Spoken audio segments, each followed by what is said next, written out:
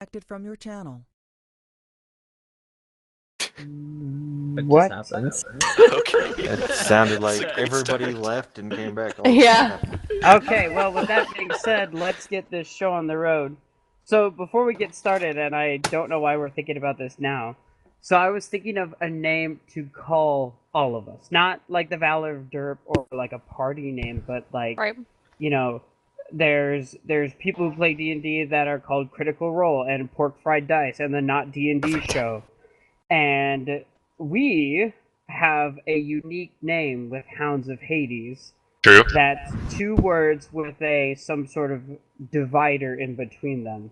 And Dungeons and Dragons also has two words with some sort of intermediate. So what if we An did like ampersand. Hounds of Dragons or Dungeons of Hades or something like that? I like Dungeons of Hades. I like Yeah, Dungeons and Hades. That sounds Yeah. badass. Dungeons Yeah. and Hades or Dungeons No, of Dungeons. Hades? It would be Dungeons of Hades. Oh, Dungeons. Hounds Oh, of Hades. Hades. I like that. Okay. All right. Wow, I'll- that was. let me write that down Well, real if quick. it's the group name, should we do like Hounds and Dragons?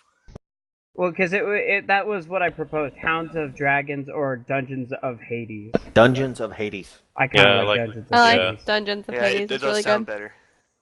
Okay, I'm just wow, making look sure at that that. it won't. Well, that makes was sense. easy. Yeah, good job, guys. Way to go, Lucas. Well, I was thinking about this. I'm like, And it could the be Valor of H&D. Derp is cool, but Or a H good, and H.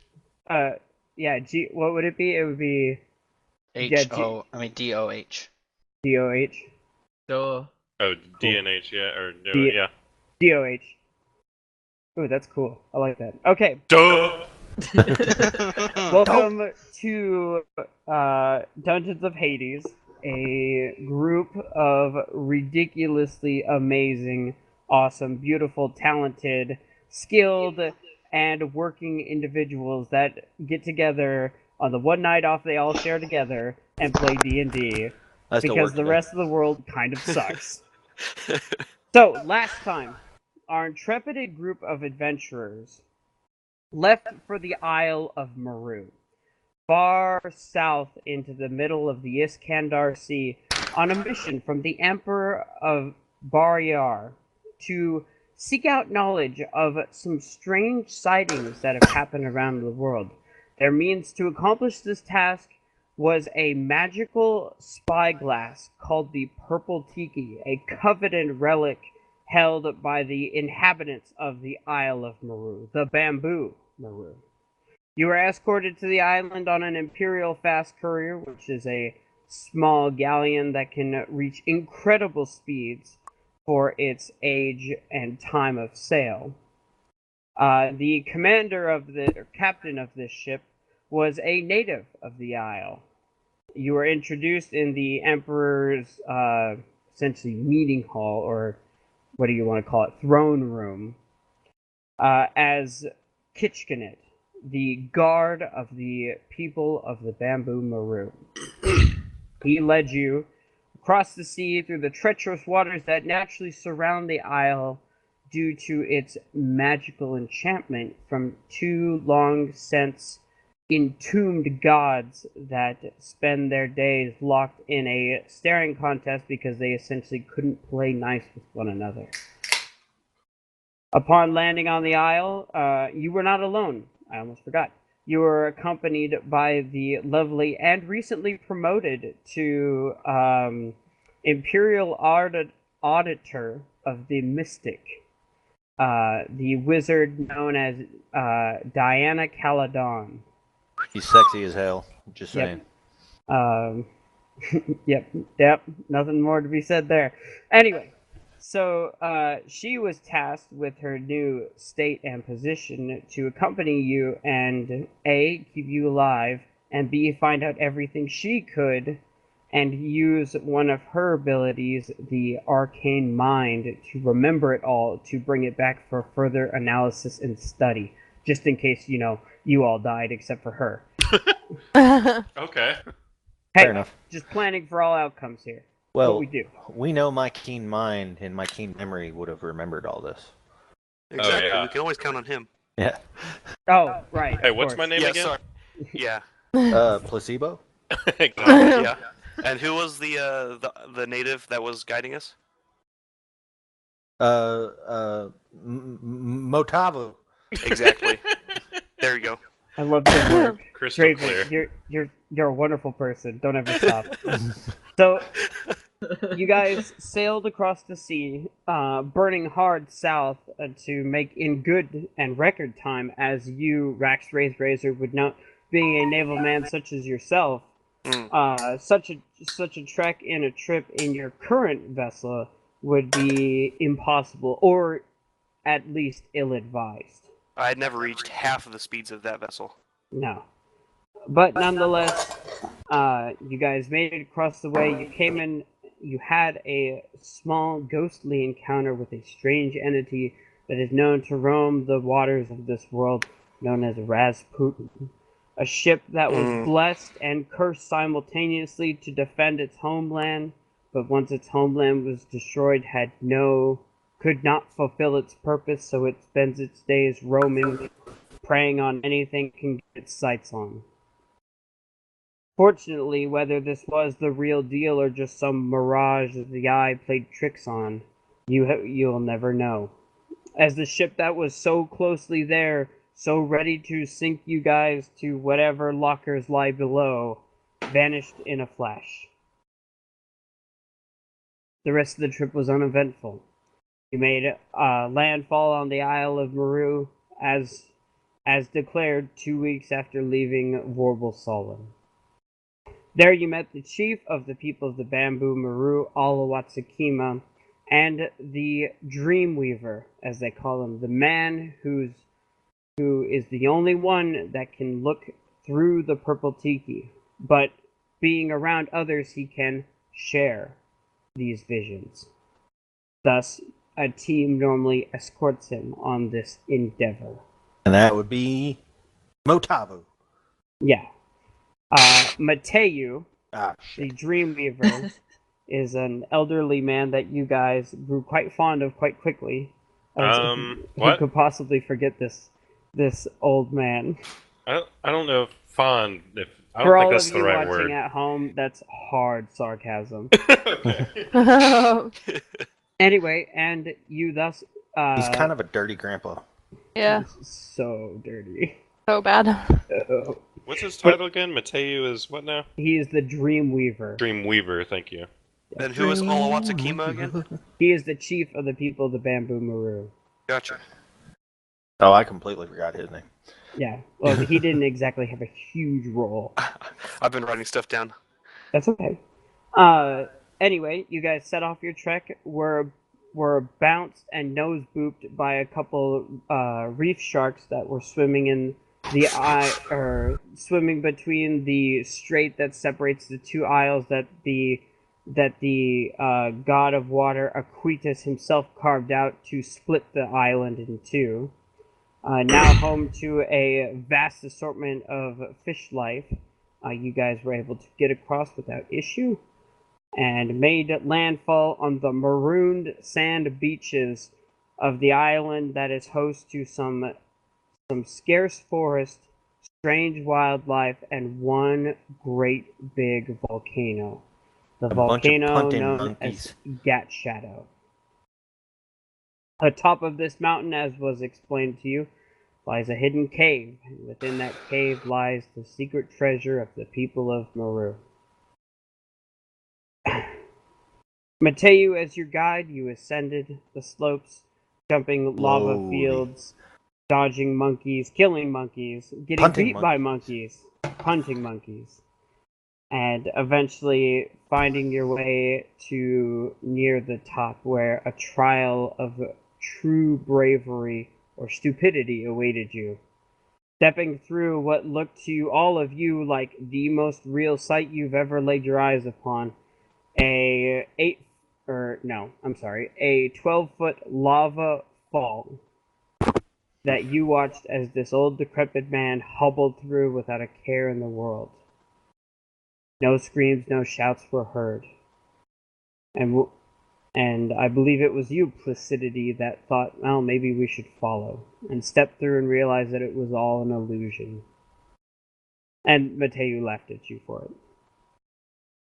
You all gathered within the base of this small cave around this ancient carving of this piece of bamboo that has been turned into this strange dark purple cover with all these various Polynesian faces and symbols and other etchings that have been put into it over time. You all linked hands, forming a semicircle around Mateu as you all went through this trip together, seeing everything he saw through this magical eyeglass. The sights revealed to you of 6 points of interest around the world. One of them even being within the Empire's borders itself. Another one being out at sea. Another one being close to the massive city of Illyrica. Another one being on the southern tip of the island of Dalton. And another one being in the pretty much center-mass continent of the Commonwealth Empire. 6 points of interest, which looked nothing like the others, the previous 5 having a strange black monoliths with alien carvings in them. Some, or ones that none of you could recognize, because I guarantee you don't speak the language. And not even Diana knew the language that was inscribed on these strange stones, as they were, I believe the dimensions I gave were 8 feet tall, 4 feet wide, and 1 foot thick. Does that sound right to you guys? That What sounds was about it? right. 8 Yeah. by what? 8 8 foot by 8 by 4 by foot, 1. Okay. 5 foot, 4 foot wide, 8 foot tall, 1 foot thick. Yep. Anyway, these you guys distinctly remember as this vision came over you. As every time you be close to one of these stones, this unmistakable feeling of dread would wash over you, like your internal mind was just telling you to run away as fast as you could carry yourself. Like, something about this is not right. But Can't wait to go there. the dreams took its course, and you really had no control over where it landed you. And the final place that it deposited and showed you, before reeling you all the way back to the Isle of Maru, was at the very northern tip of the Dis Sea, one of the bodies of waters that is within the Commonwealth borders. A strange shape of hexagonally stacked stone prisms that resemble 2 sloping columns. The inside of the space between them was about 100 feet, and on the inside edge of these 2 columns it was completely smooth all the way up to an impressive height of about, I'd say, 100 feet. And on the outside it was rough with these hexagonally stacked stones that sloped out into almost like just somebody threw a big pile, and one side happened to be perfectly smooth and the other is just littered with these strange stones and this strange structural design. But unless they stand together, perfectly paralleled on the inside, a jagged mess on the outside. And to what this all means, you don't know. Your minds were sent reeling back all the way across the Iskandar Sea back to the Isle of Maru, where your consciousness slammed back into your bodies. Your breath, thoughts, minds returning to you all in a sudden gaping heap. And now you stand there, amongst yourself, wide-eyed, short of breath, and minds reeling. What would you like to do? Well, I'll be the first to say, what the hell was that? I would like to say that if I remember correctly, Lucas, this is gonna be above table really quick. My character is from Dalton, so could I do like a roll for like the area, or would I History? easily like a history, or like something like Yeah, I that would because say- it's an area? Yeah, make a history check with advantage. Okay, let's see. Where is okay? So +2. Okay, get into this. First roll of the night. Yup. Mess it up. You're I know. gonna start us Okay. all off. Sorry. And +2, and then with advantage, you said? Yeah. So roll twice, take the higher of the Okay. two. There's that one, and then that one. That's better. Oh my Nice. gosh, that made my game lag so bad. Oh my gosh. The roll? Yeah, Whoa. the roll made my game drop from 60 frames to 1 frame per second. Oh my word. Well, Brother? that's what you get for playing. No, he's playing another game while he was listening. Oh, okay, well, that makes sense. That's What what on you earth? get. Ping on roll 20 has gone too low. So, Alora, as you get back, your village actually, or supposedly where it was Oh, yeah. before it met its untimely end, was more towards the southwestern corner, Okay, and the area was familiar as your Okay. ranger training took you all over the place. okay. And since that's where it's all centrally located out of Dalton, it made Huh. sense to train on all of the terrain that was available to you. While the island is big, it is still an island. Okay. But the area that you witnessed, it was in the southeastern corner of the Okay. island. So the place that we saw. Yeah. So, should we go back and tell the Emperor of Corporal Salin all this, or should we just go ahead and go to the locations and check these out, do you think? I figure Diana would probably want to report back to the Emperor. Diana Yeah, I would- speaks up at this and says, "That was the instructions that was given to me. Although this is all ridiculous." And she's flipping through like this like notebook that she's pulled out and has been, while you guys have been talking, has been furiously scribbling all the details down. And she's like, I can't forget it, but I don't want to. I just, those shapes, I've never seen something like that. The architect, it was so strange. She kind of ponders at this, and thinks about this, and setting the spyglass gingerly back down on its central obsidian pedestal. Well, that was a weird trip. I don't know about you guys, but I haven't seen like that. Well, I've never seen something like that. Oh, Another there goes good Laurel in question. the lead. Do we have to take Mateo with us when we go to these locations? No, I I'm think not allowed to No. leave the island. Oh, okay. And- Darn. Oh, thank Thank God. God. Yeah, I was Oh, gonna but- say, I don't think he's gonna have to come with I us. wish 'cause- I could though. Oh, Yeah, Well, me too. It's you I'm know just the really to rules get are off heartbroken these rules. about it, but I cursed think we'll shores live. once would be such a nice treat.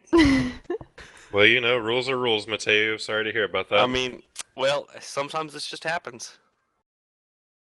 Oh, Matava.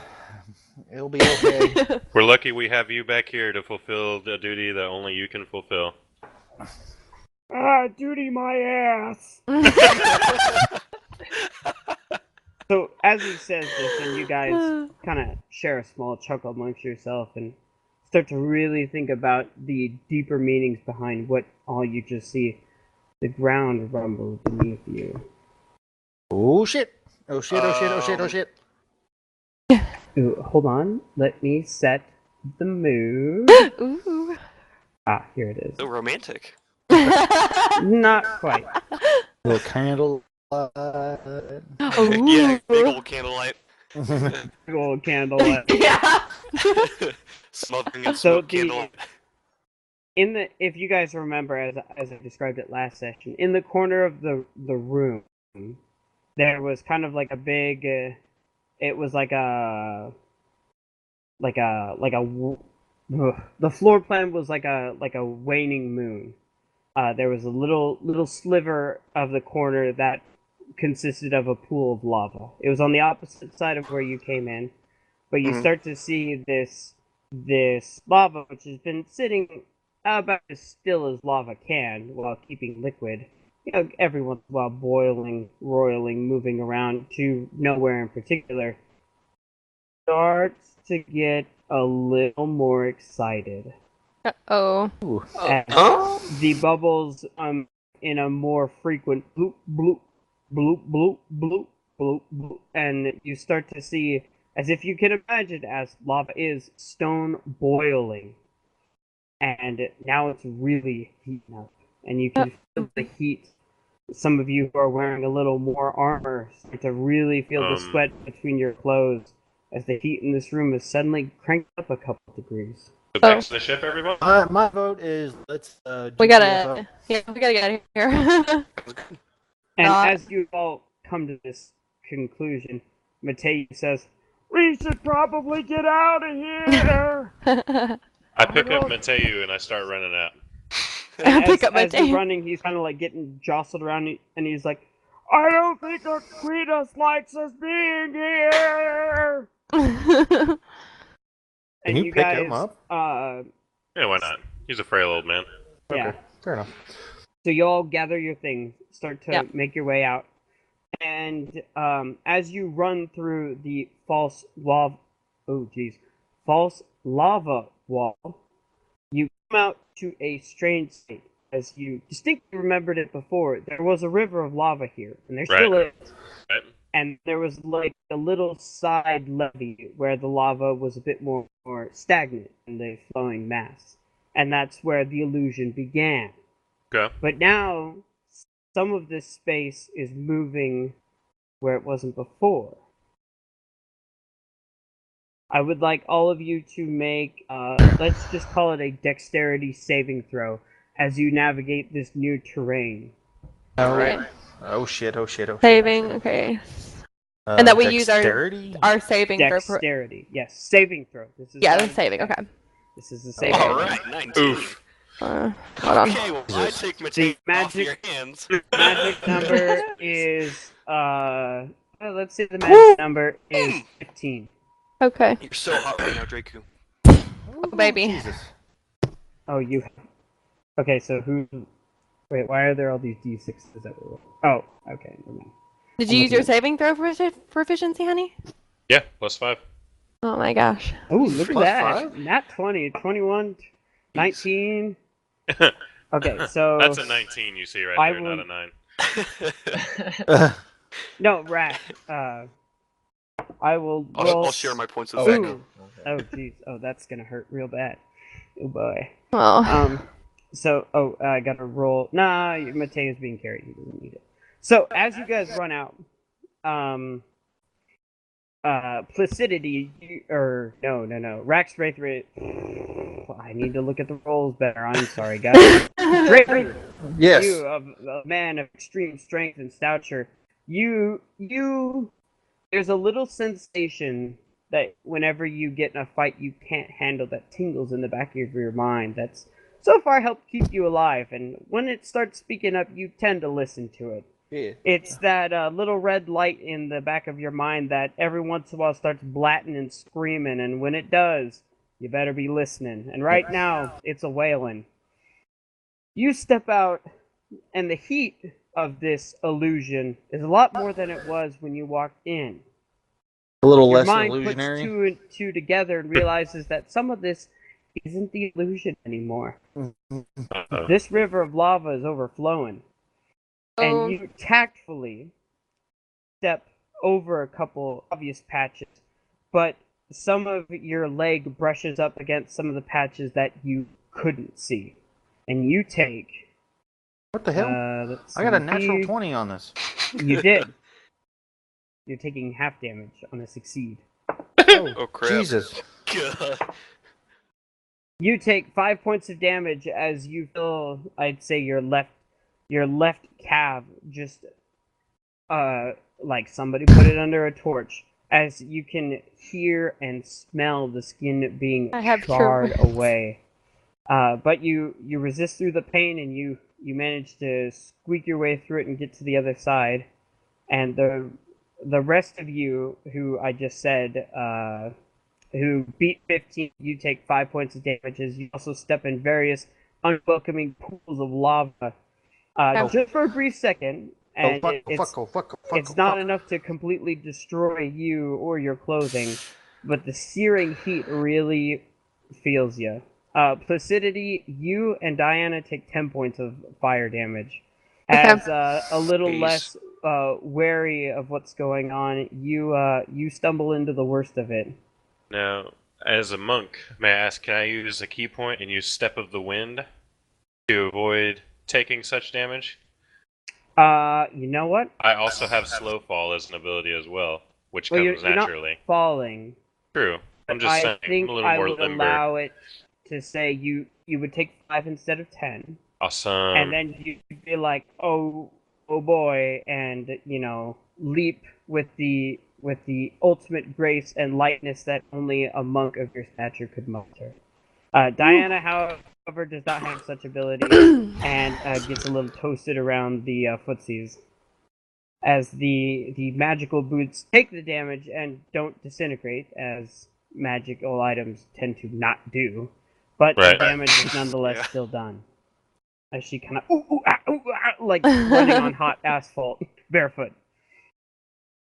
You guys make it out, and you turn around, and you can see now as the ground shakes again. And just for the split second, you all stop to gather yourself and take a look at your surroundings. You can see above you, as this at the top of this lava fall is the caldera itself for Gat Shadow, and atop of this is What's the deity that's getting mad and making the volcano go off? well, it is a new moon, so you know it's not the Lunamun.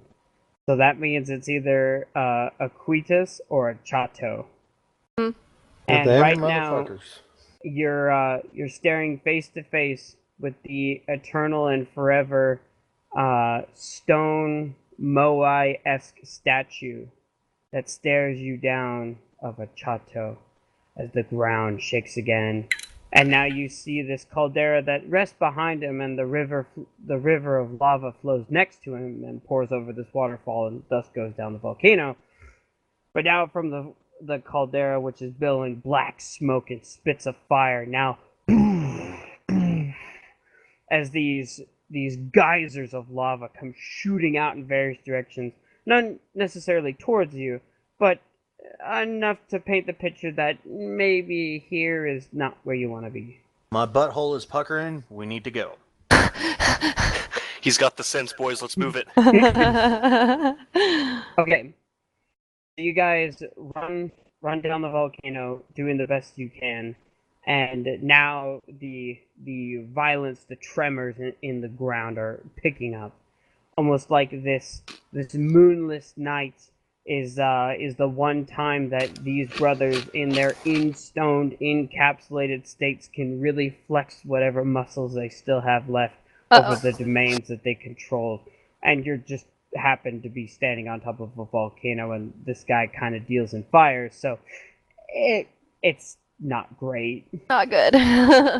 But anyway, as you run down the hill, you can hear the sound of muffled explosions, and you turn around and you see in the sky these streaks of light come streaming towards you as these plumes of lava rock have flown and started to re-solidify midair as these lava bombs, as they would be called, start to rain down around you. These obsidian pellets that are perfectly shaped like teardrops from moving so fast and so far through the air that they manage to cool all the way before crashing and shattering like glass into the ground. As you start to run and try and dodge these, a couple of them make contact with you. They're not terribly hot, but they're still hurtling chunks of stone, which is not fun.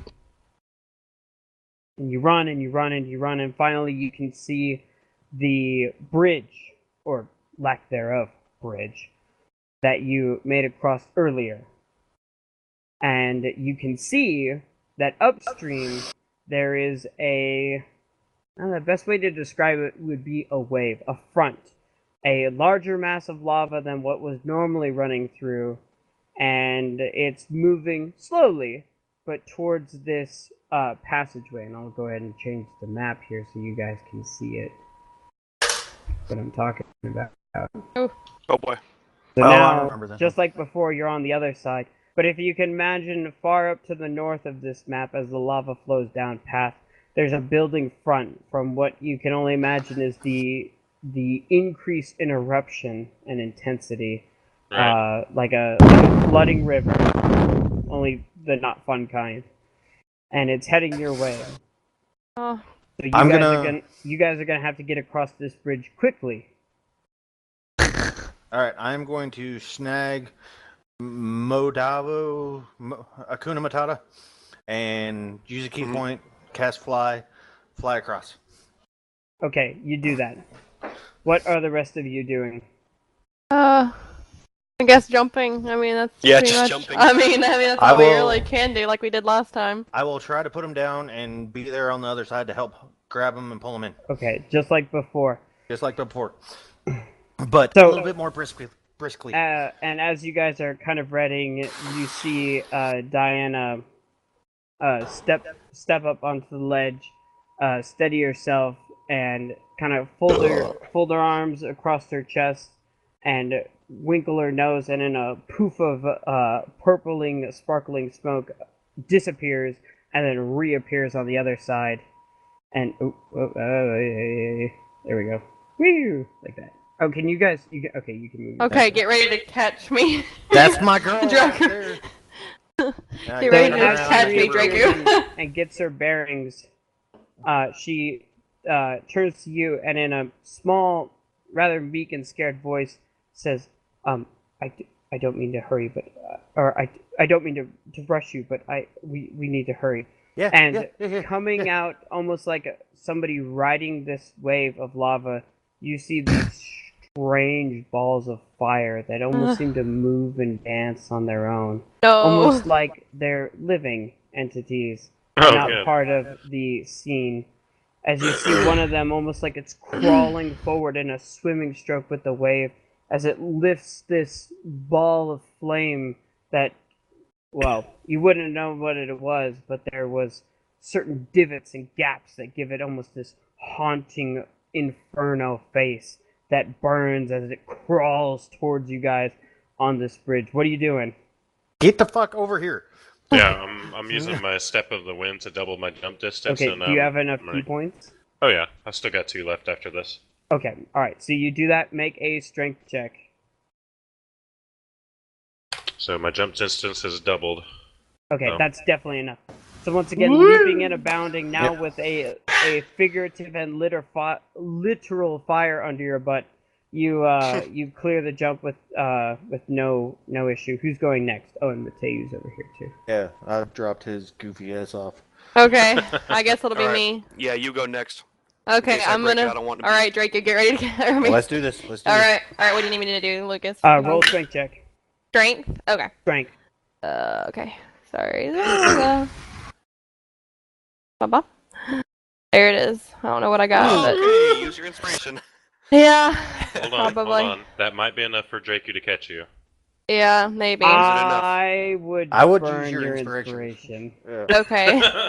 Okay. All right. You I got was one. like, I've an got 8 2, should be so- easy enough, Yeah. And then... right? Yeah, I've got 2. So what do I need to do for inspiration? Like, how does that work? Just roll So again. your inspiration, the little gift I gave you for being Right. such wonderful players. What essentially it means is it's like an insta luck. You just get to re-roll that d20. Okay. All right, just re-roll it again. The same strength. Okay. Do not. Yep. Yeah. Okay. There we go. Yeah. Okay, 1 inspiration left. Yay. And with that, you you kind of with your keen ranger eyes see before you as you ready to make this jump. One of these flaming sentient creatures start to almost emerge from the flames or from the lava right between the gap. And you adjust your jump as best as you can. You were gonna aim for Draven, or you were going to aim for Draku, but you decided at the last moment to really give it all you got and try and go up instead of just across. And much like somebody who was scared, you essentially leap across it and land in his arms Hey, as he catches you. Thank you. Oh, what is it? Not fireman style, but bridle. Woo! hey. Thank you. And as You're- this slow moving flame entity kind of rakes up at nothing now with this flaming hand and these, which almost seems to wrap around these odd like molten claws that just pass through nothing as you go. You're welcome, Alora. Thank you. All right, Rax Wraithrazor. Rex, All you right. big son of a bitch, come on. I bellow. So Move. Keep going. before you as go, I'm since you haven't Oh, whoops. you haven't done this yet, if you go into a rage, you get advantage, which means you roll twice, take the higher two on your strength checks. All right, I go into a rage. Okay. And All with right. that, I I'm think it's feel yelling at the you to run while I'm just you hurtling feel the towards the end of this sensation. bridge. Oh, sorry. You feel the sensation of that heat, that excruciating pain in your leg from where you got charred a bit by the lava, and you focus on that pain, embrace the pain. Get And over all of here, a sudden- crocodile. All of a sudden, as you kind of stand, catching your breath, readying yourself from this leap, or for this leap, your vision kind of turns a couple shades of red as you feel this strength and power flow through you as you take a running leap. Go ahead and roll. I'm like moving out of the way. roll twice, take the higher of the two. I'm still standing there because I just want to make sure all my buddies are there. Right. Come here, you big turtle. Oh, goodness Oh. gracious. Oh, there we go. Okay, cool. There we go. So with that, you once again see this entity coming. So once again, it like slowly rises out of the water, like defying physics, almost to coming to, I'd say, chest height out of the water, and it reaches up lazily with these two flaming hands as you run, boof, boof, boof, and just goes sailing across and right crashing into Draku on the other side as you both get pushed back from these two massive kinetic forces colliding against each other. But you've all made it across and are able to turn and run Alright, as let's get out of this, here. as this Don't call me a lava, crocodile, you puny turtle. as this, Come here, you turtle, you as bastard. this Come on. lava slowly begins to kind of not so much overtaking these stone pedestals, but coming uncomfortably close and making this jump a lot harder now with the heat being a lot closer. Woo. All right, yay, good job. Let's get the fuck out of here. Mm-hmm. You sprint off down the mountain with more sounds of soft explosions in the background as you get a safe distance as the lava river splits off from the trail. You feel comfortable that you can stop and catch your breath for a bit. And as you look back at the sight that awaits you, peering into the night sky as this fire and spit of black smoke just fills the air, blocking out the stars that are so easily visible on a moonless night such as tonight. But the light pollution is a little intense around here right now with all this glowing lava and all the fire that's coming out the top of this volcano. And as you sit back and watch more as these massive geysers of flame shoot skywards and slowly edge off onto the right, the left, or which way the wind takes them as they fall to the ground in obsidian shards. And the ground shakes some more as the next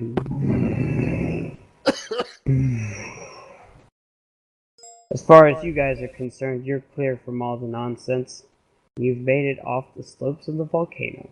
Woo! You Nice. trudge back into the all too familiar jungle that lay at the foot of this massive mountain. As you trudge back Hopefully the along, lava's scaring away those stupid monkeys. maybe Ooh. you head back into the jungle. Oh gosh. If I see a monkey, I'm punting it right out. I'm just. And I would like everybody to roll a perception check. Golly. Okay. James!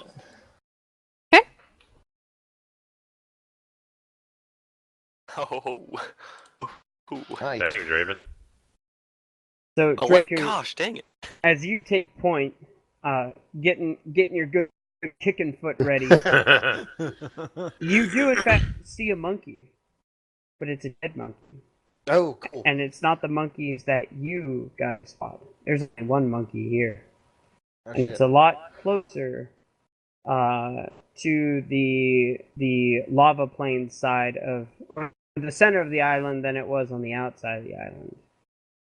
But this monkey was not bested by any of you guys. It looks like it has been half eaten What? by something What? that must have been bigger than the monkey. Oh shit, Um, monkey is good eating, but we don't really know how far this lava is going to come down. And Draven, as you look at this and start trying to put two and two together and look around, you hear this in the distance. Oh goodness. A soft growl. Oh no. Being chased by lava, we don't have time for big monsters. Well, are we clear of the lava? Are we good from the lava? Yeah, I'd say for this moment the lava river is only going to overflow so much. And we So you Shouldn't think. catch up to us. Shouldn't. Right. But I mean, you're not in its flood path anymore. Let me put it that way. okay. So we're down to You're the kind of jungle like now. up out of the canyon now, or the valley. okay. All right. So we're down in the like jungle area. So we hear this Okay. freaking growl. What kind of? I mean, do you recognize it, or is this completely foreign to us? Well, Drake is the only one who heard it, so Drake, Oh, if you okay. want, you could roll a history check. Sure. Let's do this. The guy who's from around here rolling a history check on this You island. damn right. Let me see. I didn't roll Holy for my crap! wonderful MP. Okay, Allure definitely doesn't hear it. Ooh. So I actually know something about whatever the hell is going on. So, oddly enough, who was carrying Mateo? I picked him up and got him across. Have you put him down since? Yeah, I think Uh, he's been walking on his own since the bridge. Well, no, he walked super slow, so I was probably carrying his ass. Oh, okay. So, fortunately, it looks like everybody's distracted by catching their breath or looking back at the sight of the billowing, flaming column of smoke that is currently erupting into the night sky, and both you and Mateo hear it, and you start to think long and hard. It sounds familiar. You could have swore you've heard it before. And at the same time, you say, "Cat." Mateo says, "Oh, that's a panther." Oh shit! At least it's not a puma.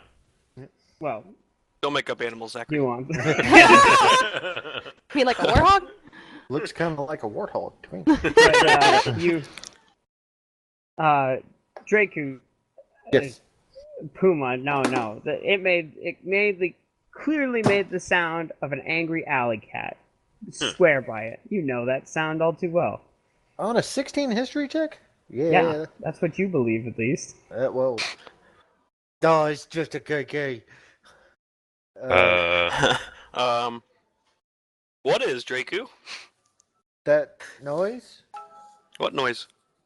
Oh. There's a big cat stalking us. Was it stalking us, or is it... Well, can you see it? With my perception tech, do I see it? No, you just heard it. No. Then Okay. it's stalking us. Oh. I Great. pull out my spear of the charge. Okay, you do that. Spear of the charge. Can I just make get that? I get it now. Well, I Thank you. ask old Akuna Matata what we should do. I would just say keep moving forward carefully. All right. And don't get... Oh, sorry, I'm losing my voice here. And don't get separated. Okay. Well, everybody group up. Let's ease our way back to the boat all together.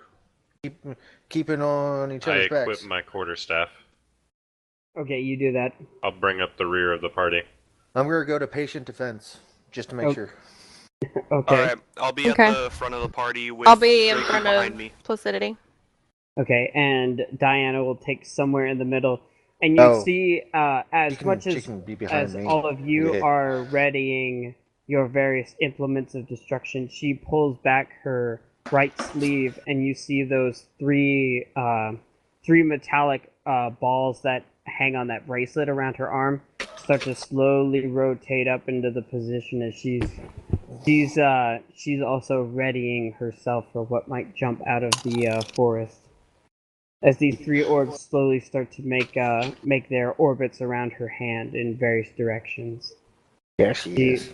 She stays close to you guys as a sense of fright has kind of filled the group here. Classless. What's that supposed to mean? Drake who was talking about Diamond's Oh, balls. he's got no class. Oh, classless. Anyway, I would like everybody to make another perception check, please, as you carefully creep through the woods. Oh yeah, Nice. perception. That's cool. Oh, That's I don't see shit. ironically what I'm good at. There we go. That's more like it. Jacob, you and I have scored the same roll the last 2 times. It's like we're brothers, only closer. Oh, gosh, this is so great. Alora, as you creep along, bow at the ready, you've done some hunting of, more wild animals than probably most. As they make sometimes even better targets than humans do for a good training run. More unpredictable, definitely more dangerous. And in the distance, your fine elvish ears pick up that unmistakable kind of that wow that some cats do Alley cat. Gotta when be an they're alley cat. getting in. Not like a wow, but like the I don't know, like Yeah, I get you. if you've ever heard like a puma, a lynx, a panther, jaguar, something like that, Yeah. talk. It sounds a bit like that. Yeah. And it's in a different direction than it was when Draku pointed it out. It's Do I actually kind on of the know the other general? side. Okay. Well, I'd imagine both him and Mateo would have looked in the bushes and said, "There's a cat!" Okay. So like the opposite side of the Opposite side of that. Okay. Okay. I'm gonna like kind of do in like a tone that everybody can hear it, but kind of hush. And be like, okay, I heard it again. It's on the opposite side of us now of where it was last. So is there more than one? Or there's more than one. Yeah, that's possible too. I haven't seen them hunting packs too often. Okay. Maybe he's just really quick. Possible. Definitely. All right. Well, So I you guess guys we just continue to keep moving, I along. guess, and just Yep. be aware. Just keep your guard up. Either we move along or we just run blindly into the bushes after a panther. Yeah, that's probably not a good idea. All right, so you guys creep along, and you spend about a half an hour in uncomfortable silence, with the occasional twig snapping and branch rustling in any direction, giving you all jump and almost releasing everything that you've been holding up onto what would turn out to be nothing. Only the soft sounds of the distant volcano eruption accompanying you as you creep through this jungle. Knowing that you're growing close to your destination upon the shores. Maybe there was no cat. Maybe it was just all in your mind. Maybe there was something else. But regardless, about 10 minutes later, you break the tree line and come upon the unfamiliar and welcoming maroon sands. And staring across you on the other side of this straight lagoon is the other island, the more habitable one, and the one you're trying to get to. Right. And there is the boat, just as you left it. Okay, cool. no pumas? No pumas. No warthogs? I'm bringing up the back of the group, so I'm kind of periodically looking over my shoulder, like making sure there's nothing coming after us. Now, I will say, Placidity, as as you as you guys all pile into the boat, and I'd imagine, with that being said, you'd probably be the last one out. You take one more look back at the shoreline, and there, plain as day, you see two glowing cat's eyes in the shadow. Nothing else, just the eyes. And Kind then of give a small little like wave, like okay, see ya. Just gonna you leave see now. the Slow-mo wave. eyes move in a downward direction, and then turn away and disappear. Ooh, mysterious. I'm gonna come back You're as a miss- druid one day and tame that cat. And with that, you all, for the first couple minutes, frantically paddle into the safety of open waters. All right, you get one oar, I'll Safety. get the other. Safety. Let's do There's this. sharks in here. Oh my goodness. There's not just We're sharks too in fast here, for sharks. because now it's nighttime, Oh gosh.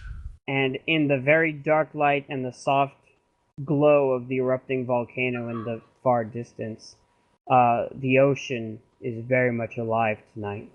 As looking down, not so much at a depth where bioluminescence is a huge thing, but there's a lot of things that shimmer and shine at the bottom of the sea that, are living. And that picks up the starlight, the light from the volcano, essentially anything it can, and redirects it and throws it around to give anybody that's looking at it a wild experience of nausea and dizziness as you look at this kaleidoscope of colors as you pass over these coral reefs. As long as there's no freaking octopi or sharks or something, I'm happy. Octopi? You're scared of octopi too? Anything bigger than like a fish about a foot long, I don't want to be around. Piranhas. Funny you should say that, Oh gosh. because as you guys paddle along and start to slow down to a more comfortable, non-frantic pace, as it's not needed, a shimmering light catches your eye as this large, shifting shape of color moves along the ocean floor between some reefs of coral where there's kind of been like a sand trench almost, and it weaves its way through this trench in this slow yet perfectly precisioned movement through. And it's easy to see that there's something there because there's a shape, but the colors kind of throw it off just how big or how quick it's moving, as they almost seem to change with it as it moves. I would like all of you to roll a perception check.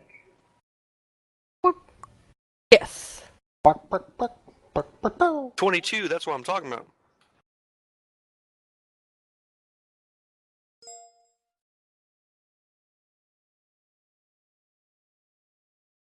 So what did we get? 24, 8, 18, and 22. Okay.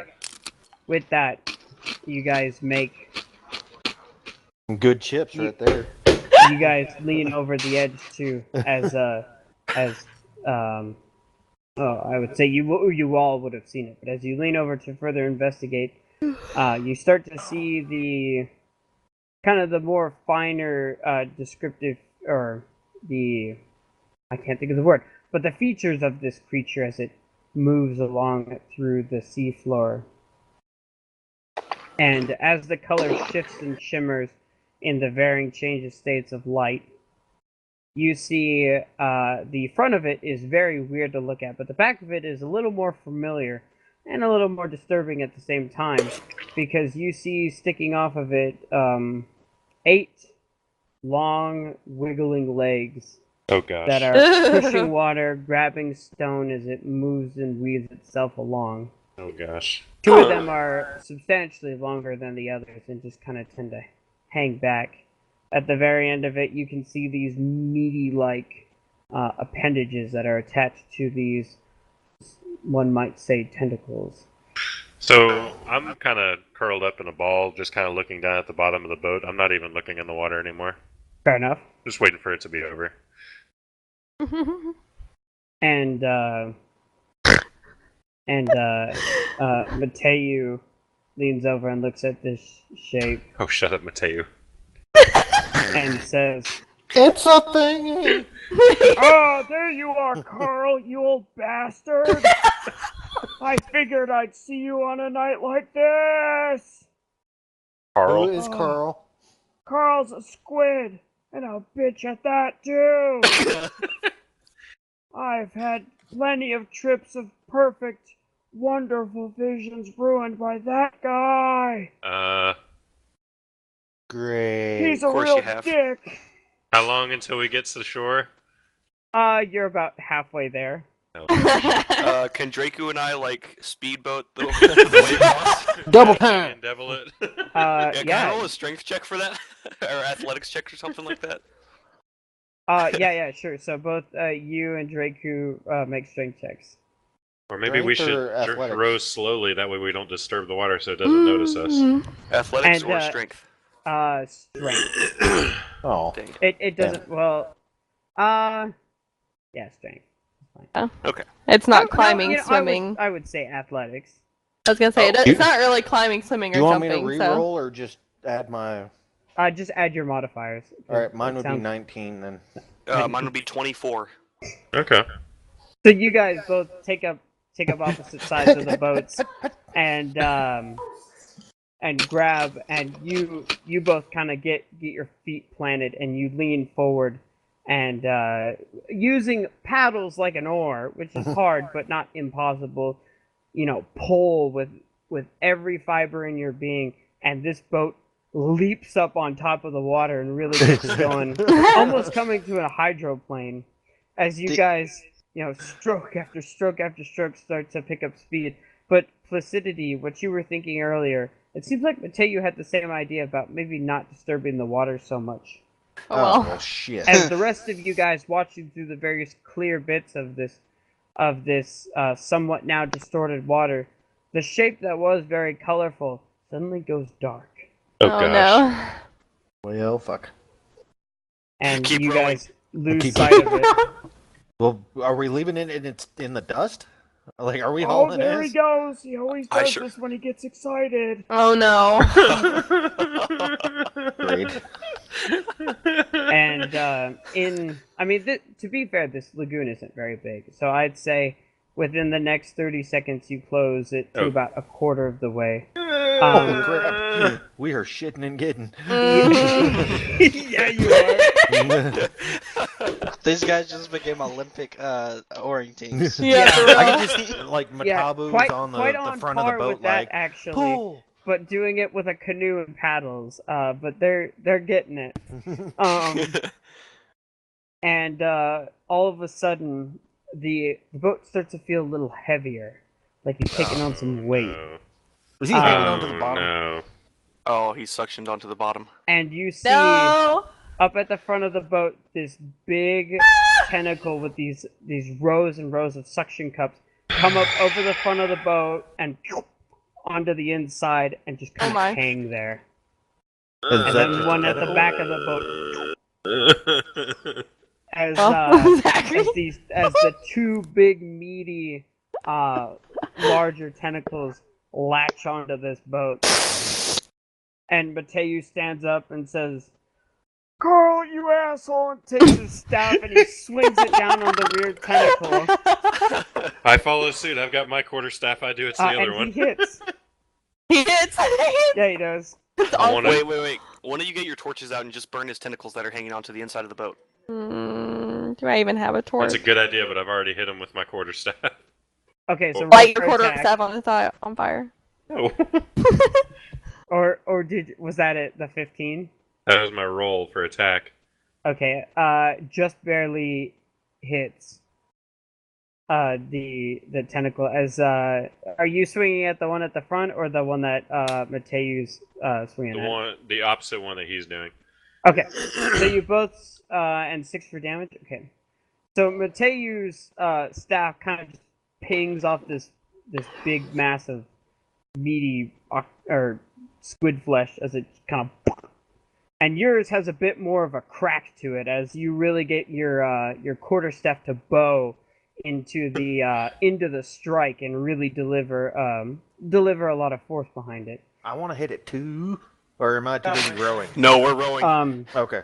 You And getting with us to that, shore. under, and I mean like directly under the boat, after you're hit, of course, Placidity, you kind of hear this strange, like this chirping / roaring noise that emits, and you kind of see the water around the boat as like the bits that aren't getting obviously chopped up as you guys are still moving, but a bit slower now.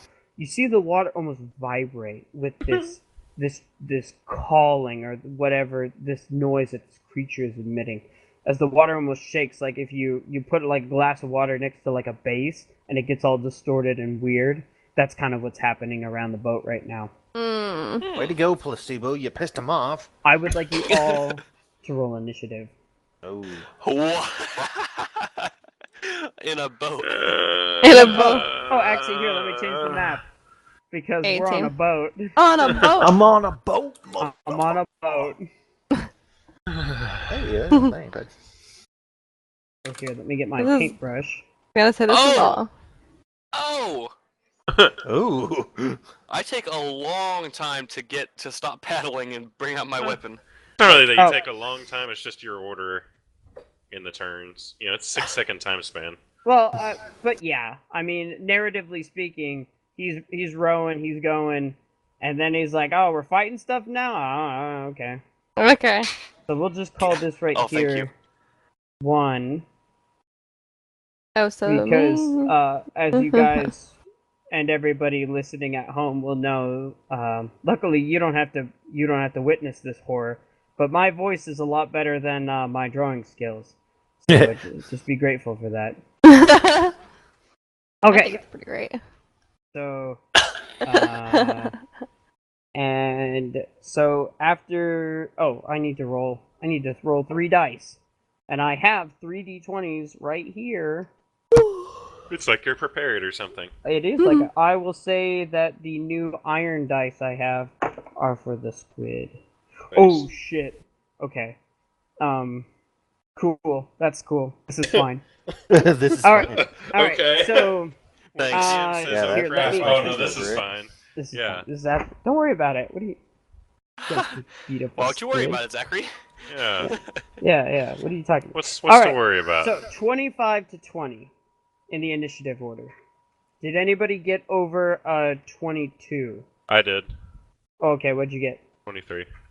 Oh, right. It's freaking dumb. Okay.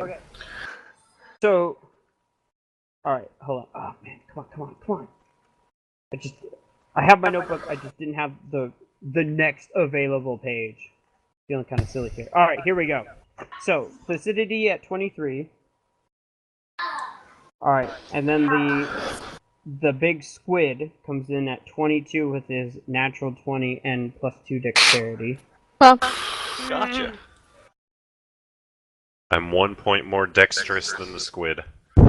He's a big squid though. All right. How big is the squid? Did anybody get 15 to 20? I got 19. 18. Okay, so Draku at 19. Laura at 18, 18. and Rack at 1. No, 3. 3. And then it's Diana at 17. Okay. And then Mateo got a 10. And then Rack at 1 3. or 3. Okay, cool. Alright, so Placidity.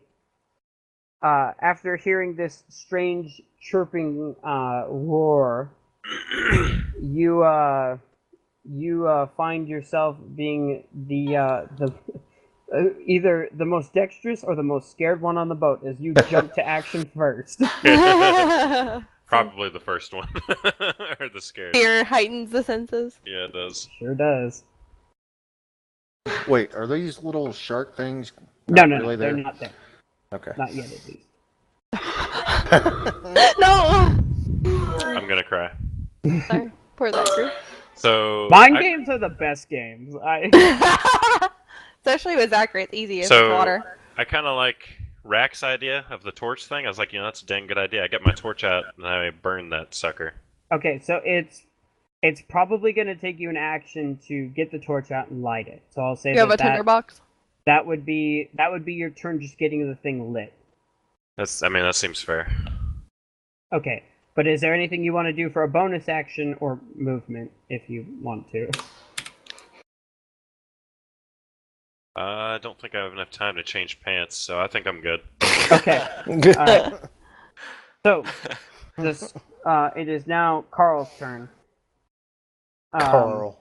Did I say Carl or Kevin? It's Carl, right? Carl. You said Carl. Yeah, you said Yes, Carl. Carl. Okay, and with that, Carl. you're gonna see the two tentacles that have a hold on the front and the back of the boat. They kind of release and then re-suction come themselves. They get a better hold essentially, and you see coming up out of the water on either side of the boat there are 5 tentacles that emerge, and they're all gonna they all come up whipping and like getting thrown around, and they all kind of, once they get about maybe 4 feet out of the water, they all go out and they all come crashing in, and Mateu, Placidity, Alora, Draku, and Rack, you're all gonna take attacks from these various tentacles. Okay. Huh. Alright. All That right. I gotta roll happens to some be dice. just the right amount. So, okay, wow, holy butts. So, Draku, is your armor class better than... Your armor class is better than a 13, right? Yes. Oh my goodness. So, as one gets thrown at you, and you hear the water getting displaced and sloshed around, you kind of see it coming and tactfully reach out to, like, punch it, as you would. Yeah. And, oh my goodness. And so you reach out and kind of punch it and stop it. It doesn't look like it hurt either of you, it just stops the attack. Alora, you see one charging at you as it reaches in to swipe and almost like scoop you up and throw you out of the boat. And you nimbly kind of jump it like a jump rope as it goes by and tries to sweep your legs. Rack, there's one coming at you, and being the man of your stature, you just kind of let it smack you across the chest, and it doesn't hurt you at all. And, Come in fact, at me, squid. the tentacle itself almost has like a surprised look to this appendage as it hit something but did no damage. And the last one, who did I say the last one was going at? Was it you, Placidity? Probably. There's another one that comes at you, and you parry it effectively Oh, with your heck staff. no. This thing could, with 5 hits, it couldn't do jack. Good. With that, it is Draku's turn. All right. I am going to punch using my Battleborn the shit out of a tentacle. Okay, roll for attack. I couldn't believe that. I didn't roll above a 7. With 5 d20s, I didn't roll above a 7. That's okay. Oh, I know it's okay for you guys, but I'm a little upset here. Oh, Jesus. I feel you on the whole 7 thing. And welcome to my world. But, 12. 12 does not hit as you reach out to punch this wiggling tentacle in front of you, and it wiggles out of the way. Fuck you, Wiggle. Okay, Alora, it is your turn. Okay. Exactly. Down with the wiggles. Let me Right. see. Let me look at one teeny thing. Okay, I think I'm going to hit it with my sword if I can. Good. Yep. Okay, I'm gonna pull my sword out basically.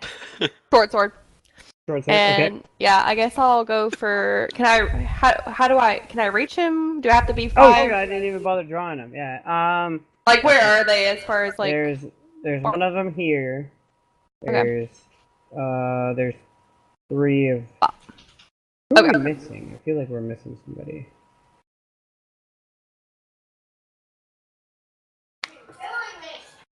Okay, so the ones, this right here? The ones Yeah. in. Okay, alright, I'm gonna take a stab at this one with my short sword. Okay. Oh yeah. Where's my character? Oh, that's right. You can't see him. Yeah, Yeah, I I didn't gotta have get a that. Oh, character yeah. at this point. Yeah, I was like, oh, that's the old one. I was like, oh, this works. All right, time for the new crocodile. Yeah, the best Oh, the voice. new one? Yeah. Yes! Oh my!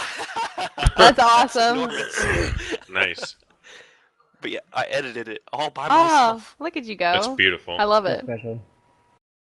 All right, controlled by not me, but where? There you are. Why are you in the water? Oh, he's getting there. I'm not. He's getting in his natural habitat. No, I'd be next to Drake I will because we're beat both you on your growing. terms. I could see that. Okay. Okay. So yeah, I'm gonna take roll a to stab at attack. this. Yep. Roll to attack, and Ooh. then there's the damage for it. Nice. Dang. So you reach out with your short sword, and you kind of time it for when it lurches at you, and you swing, and you actually hack clean through as this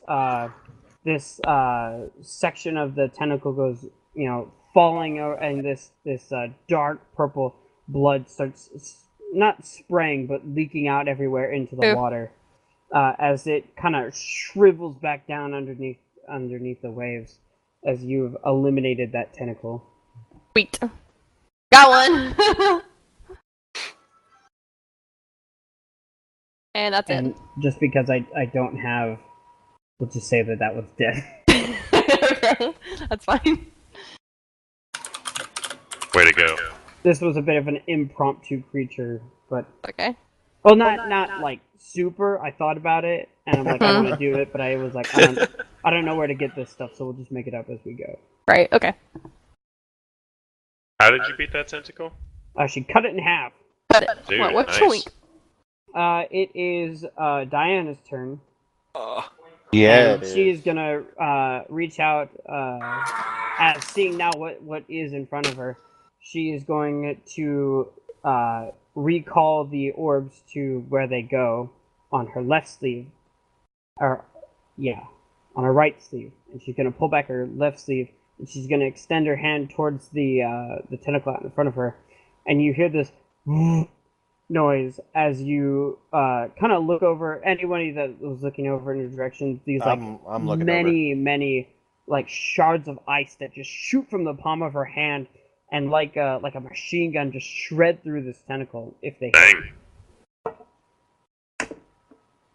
Oh yeah, boy, do they hit! As like a good chunk of the massive ice she lets out lands somewhere in the center, and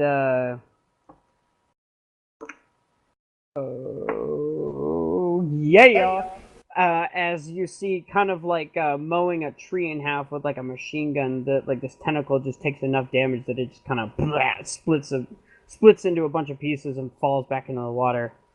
This side of the boat is looking really purple now from all these leaking that's happening from Carl.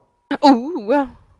And Carl's getting with wrecked. that, it is You're a non-believer. it's Mateu's turn. Go, Mateo, go! And so he's gonna move over to this side of the boat. And with his quarterstaff, he's gonna grip it with both hands, Whack! and he's gonna say, "Carl, I hope I never see you again!" And he's gonna swing at the tentacle that's by Rack. Oh my gosh, these new metal dice are pretty sweet. Most favorable. And that is, instead of a D6, it's a D8 because he's two-handed.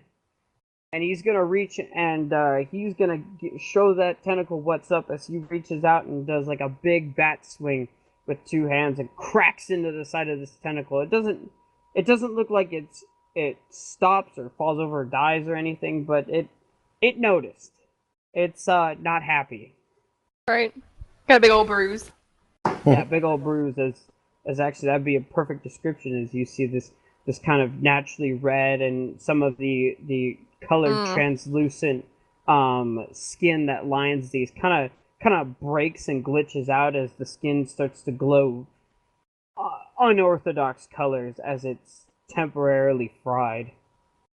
Gonna break it like a glow stick. Yeah, exactly. I'm sorry. All right. I have a great sound effect for the cracking of the glow stick. Ready? The cracking of a glow stick. There it is. There it is, boys. All right, and with that, Rack, it is your turn. Oh As man, there- about time. There are two tentacles on your side of the boat. One of them just got foo-whapped with Mateu's Whapped. staff, and the other one has been untouched. What would you like to do? Okay. And you are no longer raging because that would have faded a long time ago. Yeah. Okay. But So I pull out my pike. You pull out your pike. Okay. And I attack the tentacle right here, closest to me and Placidity. Okay, so you do a little wailing. Roll for wailing. Okie Or dokie. roll for harpooning, I should say.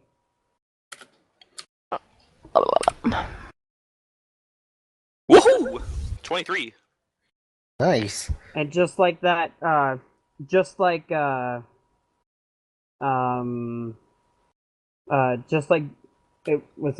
was your person's name? It was Jihad, wasn't it? Or Jihad? Jihad, yes. Not Jihad. Oh yeah. Two very different things. Jahad. Jihad. As he has taught you, yeah, many times, you kind of lean over the side of the boat and sink your pike down into this tentacle. How much damage did you do to that? Oh, you're rolling. Okay. There you go. Oof. 13. Oof. Ooh. As you reach down, going through the motion, just like he taught you when he was essentially showing you the ropes of sailing and hunting and gathering for yourself on the high sea, and you plunge your pike through, and you kind of use the move that he taught you, and as you get it sufficiently buried, you pull hard to the side to inflict a lot more damage than just any normal stab wound would do, and you tear this tentacle in two as it falls lifeless, or at least the lifeless bit that you ripped off of it, and the other bit goes wiggling and recoiling back into the water. Nice. I'm used to fighting these suckers off all the time. I know how to hurt him and hurt him hard. I kind of lean over to Rack as he stabs the tentacle. It's like, so Rack, would you call this thing a turtle? A squishy turtle. Exactly. Actually, it's a suctioned turtle. Oh, close enough, Drake. Just clarifying. Thanks. Turtle. I got you. But no, actually, it'd be Carl Turtle because it's already got a name. Gotcha. Carl Turtle. Okay. The Wait. Carl Turtle. If it already has a name, don't we already have names? Oh. Be quiet, Black Turtle. And with that placidity, it's your turn. Running out of enemies, but there's still both the big ones at the front and the back of the boat. So I've got my torch lit because I did it that last you have action. it lit now. I mean, I want to just stab the torch into this tentacle. What kind of roll? Do I just roll a d20 plus my strength for this, or do I have to? I would say, I mean, it's- yeah, roll a d20 plus your strength. We'll call this Okay. an improvised weapon with some flavor. That's kind of what I. Okay. Yeah. Ugh. All right, with that, you Well, reach out and you're not quite sure because it's not a spear, so stabbing doesn't work, and so you're like, maybe I should go for like a strike, and you start to bring it down, and you're like, wait a minute, we're on a wooden boat, and you kind of whiff at the last second on purpose, as you're not sure, just how flammable this thing is and how flammable the boat is that you're on. Surrounded in water. Sorry. Is there anything else you'd like to do for your turn? Cry. It is a free action to cry. You can do that. I'll go ahead and take it. Okay, you do that. All right, and with that, it is Carl's turn. Carl? As you hear this screeching chirping as the water begins to distort around the boat again. You know, Carl has lost 3 tentacles in 6 seconds. Yeah, He's soon as he having a came bad up, day. Carl's a little pissed. And you see one of the big ones on the front by you, Alora, Okay. going to detach from the boat, and it's going to lift itself back and then throw itself forward at you, and it's going to try and grab you. Uh-oh. Don't get caught. Let's see. I'm scared. The Let's have a turtles backup like duty. I mean, squids like these. are Okay, dangerous. what's your armor class again? 17. Okay, so Do just you wear armor? barely, you try and squirm and get out of the way, but this massive tentacle reaches up and it like coils around your waist. I'm going to die now. You and I are gonna roll opposed strength checks, Ugh, okay. and either you remain or you get thrown into the water. So go ahead and roll a strength Get ready to check. grab me. Alright, I'm ready. Okay. Just pretend the squid's an orc. Okay, so Yeah. I rolled a 10 plus 3. Oh, what? meets beats, she wins. Yeah, we'll say meets. You know what? Let's just say, because I don't know the rules, let's roll again. Okay. And there. One more! Alright, what did you get? I got 14. Okay, he rolled a 13 plus 3. So with that, you try and hold your fitting as you ready yourself, that you feel it, you know it's coming, and you get thrown overboard as the tentacle grabs you and kind of does a little yeet as it. I got yeeted. You get thrown, I'd say about there, into the water as you splash down. Oh my gosh, I'm gonna die. And, trying to recover as you knew it was coming, so you held your breath. You weren't sucking in air when you hit the water, so you're relatively okay. But now you're out of the boat. That's a bit of a problem. All right. Yeah. And that was all Carl could do on his turn. So now it is Draku's turn. You son of a bitch. Amen. Alright, I am going to try and punch my tentacle arm. Okay, That's roll in for front of me. attack. Oh, jeez. Oh, God. 13. 13 just barely misses. You once Oh, again gosh. take a swing at it, and just it's too quick. It's surprising how something that has no idea what you're doing is able to dodge your moves, despite whether it be instinct, pattern, or luck. It knows how to deal this. Well, I am going to. I am going sorry, to... I didn't mean to do that. I'm trying to click on the tab. I got nothing. I'm gonna just flip it off and be like, stupid Carol. Got it. How? The Drake, four-letter name. It shocks me just how little it takes. Just completely screw up. Like in combat, you're a legend. You took down that castle wall or that door like it was nothing. I couldn't do anything. But when it comes to the name Carl, you can't even do that. How do you say rack out of curiosity? Rake. That's That right. one's already been established. Really? R-A-K. Did you need to ask? I knew the answer to that one. Sometimes it's just. Sometimes. Oddly enough, this is just my memory. Okay, so with that, it is Laura. It is your turn. Okay, so what can I do? Can I swim to the boat, I guess? So your swim speed is halved, Okay. or half your walking, I think, if I'm not mistaken. So half. So okay. 15. So No. 15. No, because We'll get 25. No, 17. I like... What? What's Yeah, your but 35. What? How do you have a 35? That's part of my class as a ranger. It's either the Oh. ranger or the wood elf thing. I can't remember, but it's one of those things. Hey, you can get back on the boat. I Yeah, think you it's get the back on the boat. ranger. You can get next to the boat with your movement. It's gonna take your action to get back in the boat, though. That's fine with me. Just grab Okay. onto the side of the boat. Okay, so do I just go or do I have to do Roll a something? strength check. Athletics or strength? I'd say athletics. Okay. I'm back in the boat, boys. So Oh, with that, yeah. She you like- watch- Can I do like a dolphin dive? you watch Sorry. Alora, who hasn't laid any claim to being any sort of person who's at home in the water, but just leans forward and gets an Olympic level freestyle going, and comes up to the side of the wall, finishing in a final butterfly stroke and grabbing the wall and throwing herself back up onto the boat. Like Little Mermaid. In something Just that like- would truly make Michael Phillips felt impressed. As you land back on the boat, soggy wet, but no harm done. Okay. Wow. That is your turn, unless you have something you Nice. can do for your bonus. No, nothing I can do for bonus. Okay. And with that, Not something I want to do at least.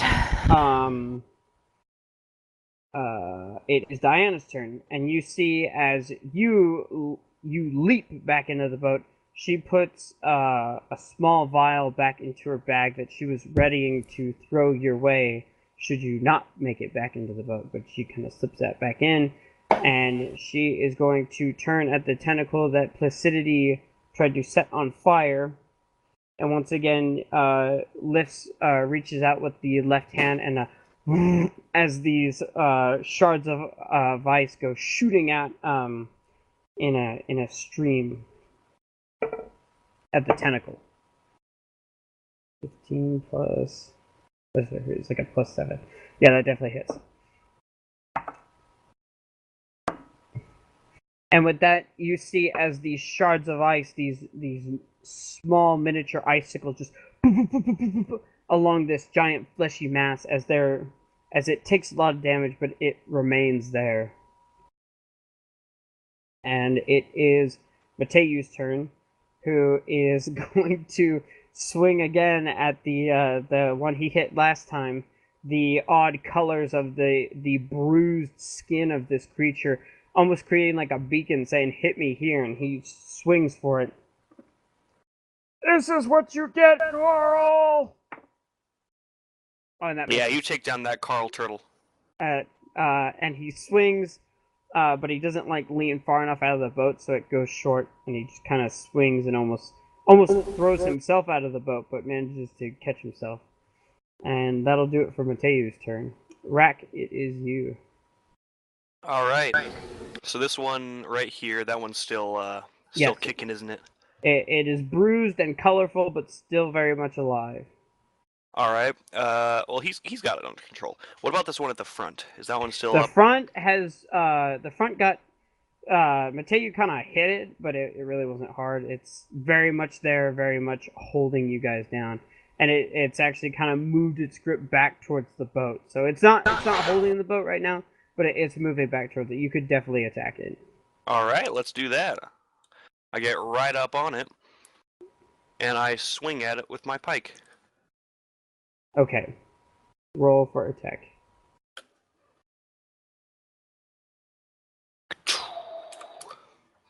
Oh, that is not what I meant to do. Roll That- a D207. Plus 7. That does not compute. Okay, so what I got before What the was hell? 18 plus 7. Can I just do that? No, I did it because correctly. natural ones are fun. Fine. So you Ravage me. Oh, Oh gosh. Oof. my. Ooh. Tentacle porn. I mean, it's a critical fail. This But I got an 8. this is how hentai's created right here, ladies and gentlemen. Yep, right here. This is what will be known for on the internet. Yep. A bask in its glory. Will be known as tentacle porn. Yeah.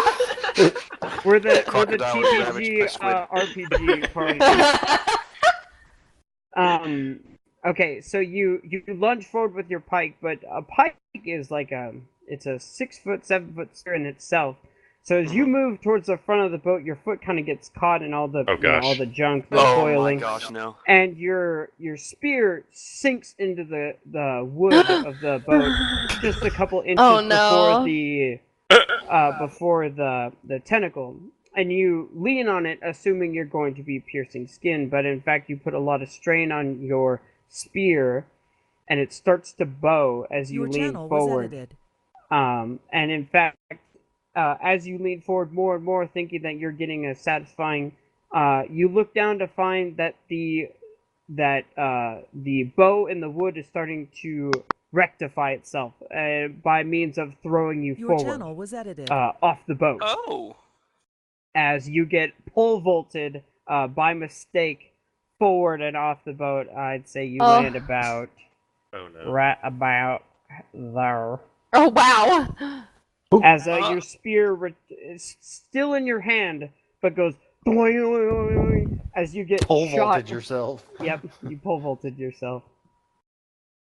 Well. Is there anything you'd like to do with your bonus action as you regain? You start treading water.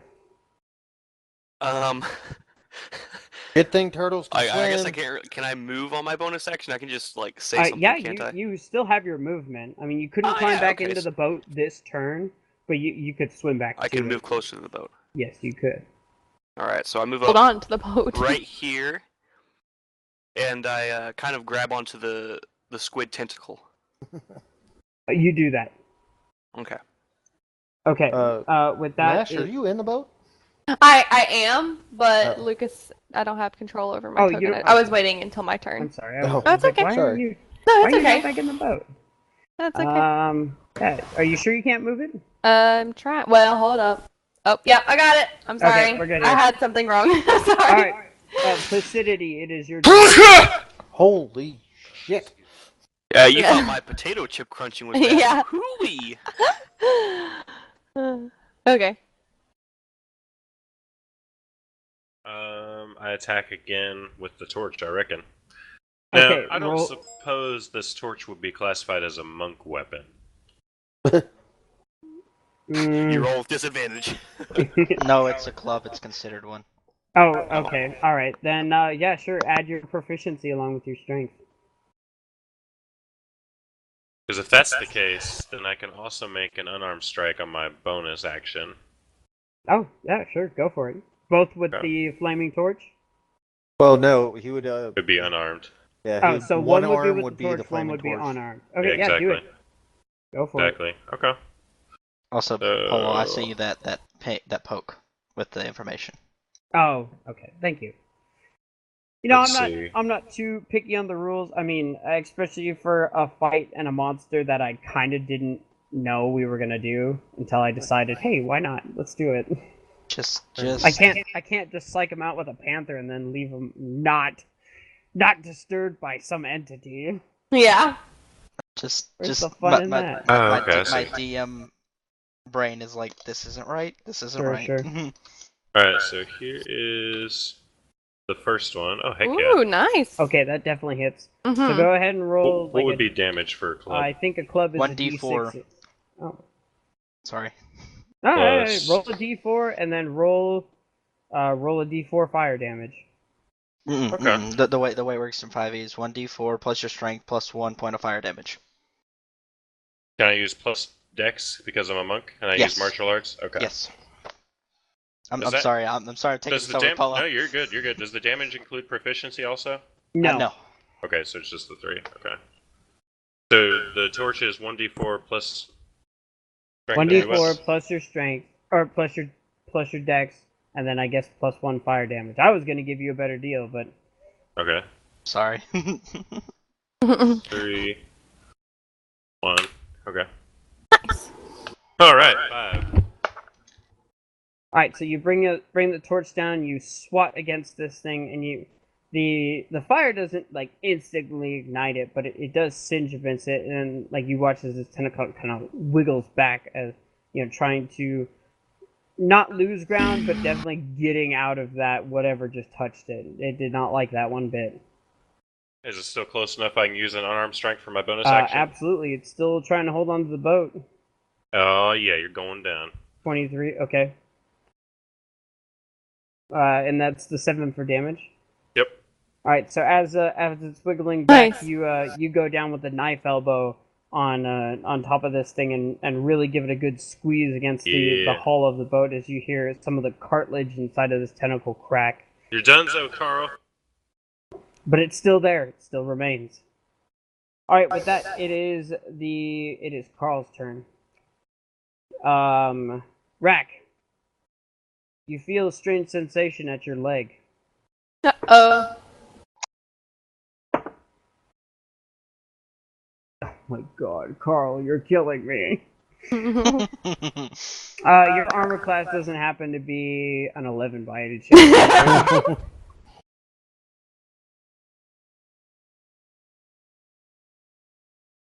Rack. Oh, he went to the bathroom. No, his Oh. AC is 17. Yeah, his Oh AC is shoot. 17. Okay, well then that definitely misses. And you see as this giant dragonborn crocodilian turtle looking thing that you've all come to know as your teammate scuttles up this living tentacle as you see emerging from the water this big toothy beak from the actual body of the beast come up and take a snap and just catches nothing but the sea and the air and then slowly submerges back down. Ew. One of the tentacles is going to make an attack at you, Draven. The one that is right next to you is going to reach out and try to smack you. All right, Carol, bring it. And he misses with a 3+3. That's not going to do it for anybody. We're just having like a slap fight over here. Is Yeah, all we're doing. it's kind of. But I mean, this was so easy to dodge. You could have just like leaned back and never would have touched you. So that's Carl's turn. It was pitiful. Draco, it is your turn. All right, I am going to try my battle-born powers and try to just punch the crap out of it. Okay, roll for attack. All right. Come on. What the hell? I was rolling so good earlier. So you reach out and you feel that your energy as you channel it into your fist and you reel back for the biggest sucker punch you think you can deliver. And you start to, everybody sees around as Draco's fist starts to glow like this soft white light and it pulses. And every time it pulses, it gets a little brighter. And he releases this haymaker that just goes wide and connects with nothing. Yeah. The inertia actually almost throws you out of the boat, but luckily, no harm done. Yep. Is there anything you want to do with your bonus action? I got nothing, man. I'm just gonna go back into my. All right, collect myself, gather. You're punching like a little girl. Come on, man. You got this. All right, And Laura, then, it is your turn. Oh, sorry, Okay. Draco. Dana's watching. Okay. Dana. So I can I move on to other players? Like, how does that work? Like, I mean, it's a crowded boat, but if you wanted to squeeze around somewhere, you could displace somebody. Like, okay. Well, there's some. I guess my next question is someone right here. Okay, how do I poke? How do I do the pokey thing? Go to the arrow. Okay. Is there something right here, Lucas, or is it just? No. You can. That's a definitely move over squid there. Yeah, thing. it's a squid arm. Can I? Right Can I there. hit that? Can I like hurt that thing? I'm holding on to that. I He's holding I on to can that, but certainly you let can go still of hit it it. and And move to like the move well, it's right big John, enough, to I'm answer your sure. question, his class is like a monk, but it's not identical. He doesn't get that. Oh, he doesn't get under. I thought he did. Okay, my bad. No, not with the Saiyan class. Next level, I will get an extra attack. Yeah, he gets Hey, me too. the double attack. Imagine a Alright. spear of the charge with 2 attacks. That's 4 attacks. Imagine if I can actually hit something twice. Yeah. That ain't gonna happen. No matter what level you are. Apparently. Okay, are you attacking that with your short sword? There is Laura? something there though. I didn't Yes, hear there's you. definitely a tentacle Okay. All right. I will definitely do that. So I'll have to move up. If oh crap. It's that I thing will that looks definitely like a let little go and penis. swim over. Okay. It's not Yes. gonna hurt you if I take a swing at you though.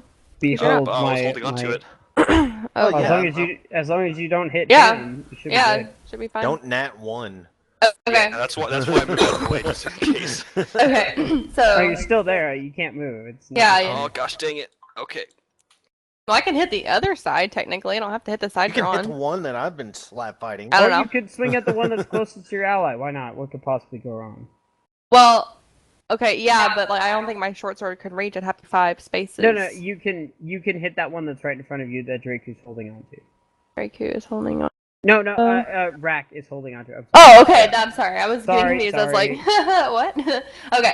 Okay. Yes, I will take a swing at that. So here's the short sword. I'm gonna yell and say, "Pretend it's an That's orc." probably not gonna hit.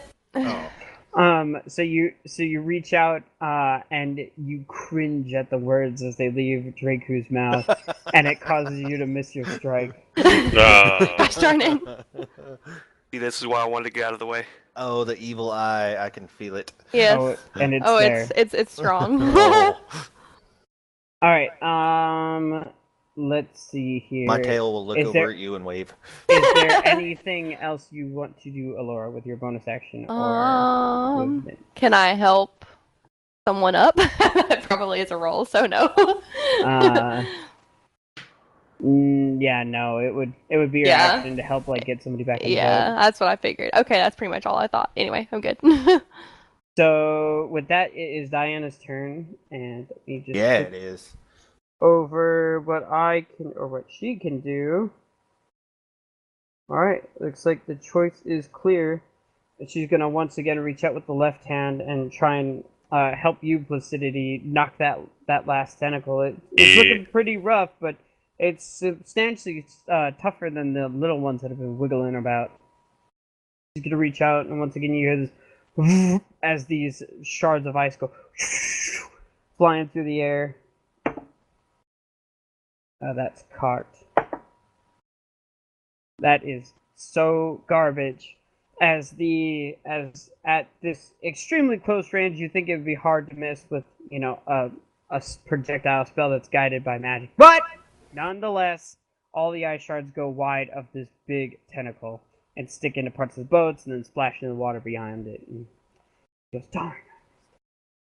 And that is her turn. It is Mateu who is gonna try and finish off this tentacle he's been working on.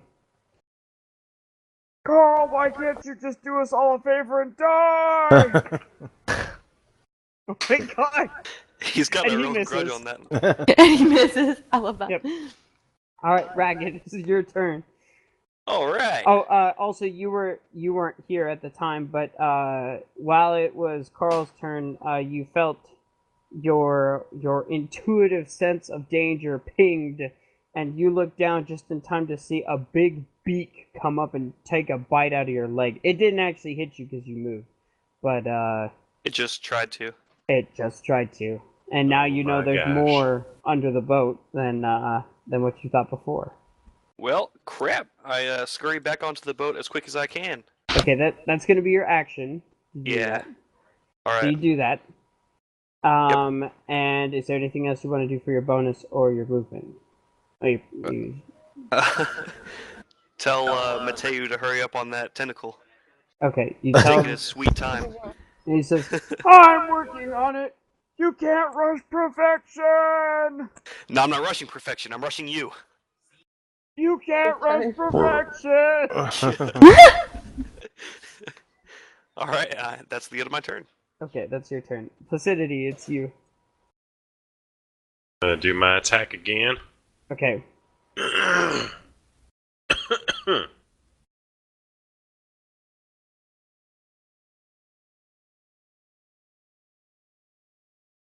Oof. Ugh.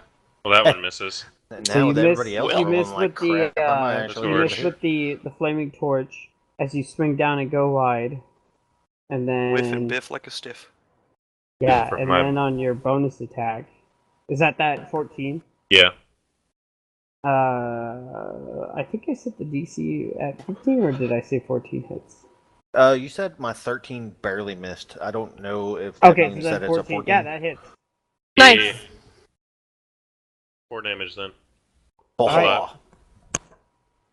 And this bigger meteor tentacle looks like it's it's barely holding on at this point. Maybe one more good strike and You're done, that'd so do it. your Dunyan rings. But that's your excuse me. But that's your turn, and now it is Carl's turn. Oh. And so once again, this time the really injured tentacle is going to reach for you, Placidity. Oh. You're gonna. Oh, really? Oh my gosh, this dice might be cursed. I've rolled like 4 6s in a row. Ooh. And that doesn't get it done. So this tentacle goes at you, but like a lot of the muscle tissue is damaged, like the skin's all charred and like burnt and like impaled by all these ice shards, and it doesn't have the strength to get to you, and it kind of flops That's okay. uselessly on the deck of the ship. But once again, the remaining functioning suction cups regain its hold. And that's gonna do it for its. No, I'm sorry. It's going to take a tentacle attack at Mateu as these two trade blows. Oh my gosh! And that misses Mateu, and that's a statement. What is with all the 6s? I used a different dice too. And just like Mateu missed, the tentacle takes a swing and also comes up short. And it is Draku's turn. All right. As I stand there getting overly frustrated at not being able to punch this thing, I am going to try, with my battle-born might, really angrily, to punch it again. Roll for punch. Roll for the punching. Or you Nice. Wow. The kind of rolls I need. Oh God. You know, I'm really surprised how long this encounter is taking, but I just realized everything is missing. I'm missing, you're all missing. Oh, Yeah. Uh-huh. It's just a big misfest. Well, I got thrown off. whips I are mean, I real. got one really good hit in there, but that's the only thing I've done so far. Yeah, I haven't done a crap. I've just been like, hey, there's a squid on the boat. So you Would you start look to there? see, or you start to feel this uncharacteristic red creeping over your vision as the anger just fills you. It's infuriating. You can't even you cannot hold still, and so you just reach out and you slash at this thing as hard as you can, and it comes wide again, and you're just like you're about to break your teeth. You're just clenching so tight. As I miss, I do a little whiny baby stomp. I'm like, grr, grr. Roll strength check. oh no. Baby stomp. Baby stomp. Roll Holy strength crap. check. Straight up the baby okay. stomp. Baby stomp. Oh, are you fucking... No, that's good. In this case, you wanted to roll high. Okay. So you lift your foot up, and just this rage just takes you over, and you just want to hit something. And the closest thing is the ground beneath your feet, but that's not the ground. And so you tap your foot down instead of punching it through the bottom of the boat. Okay. Oh, I roll super freaking high on that shit. You would, right? Well, Hey, we already got a you hole could in the have boat been from sinking. the pike. So Yeah, that's true. it's Only a little bit. No biggie. Stop. All right, it is Alora's turn again. Okay. All right. I'm gonna take another jab at the Slice it in half. floor of the boy right there. What weapon do you use again? Huh? Use a There sword. we go. That Short sword. definitely hits. Okay, and Full then damage. lay damage. Oh man. All right. So with that, Hey, this damage is tentacle that damage. has taken Yeah. minimal damage, you get a good hack in it. You cut about a third a third of the way into this, as you know as you pull your short sword back, and it's covered in this disgusting purple ichor that almost seems to have some of the bioluminescent trait of its skin as the blood kind of slowly changes colors as it reacts to its new Ooh. and foreign environment. And you did some damage, but it remains. Yeah, figured so. All right, that's all I want to do. All right. What can I? Diane's turn. And yeah, screw it. We have one more spell slot that we can use. I look it over and I say, "You can do it. You can hit it. I know I can't." All right.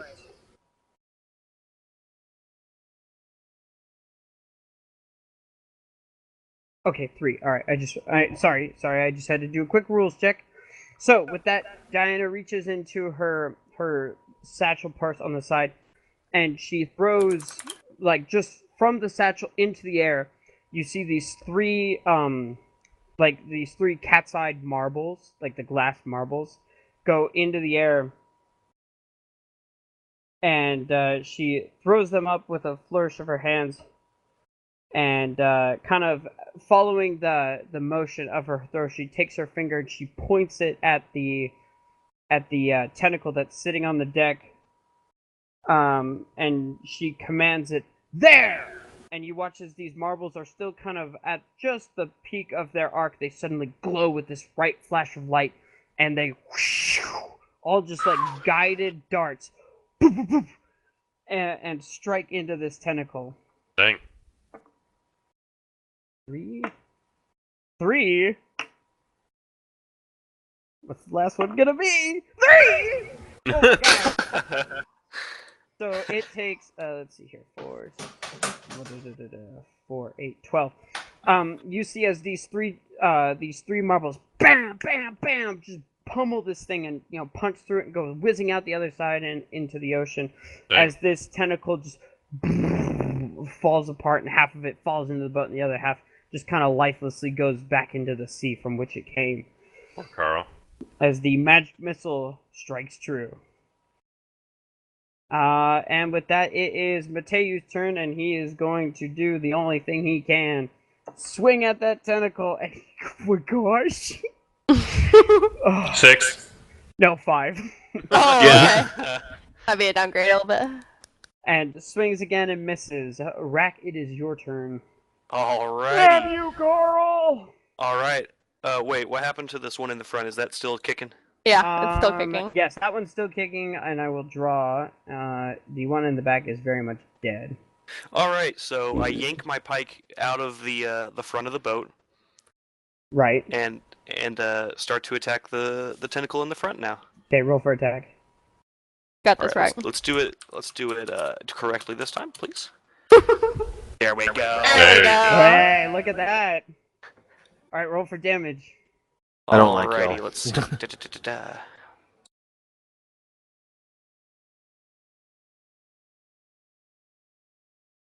Well, it's something.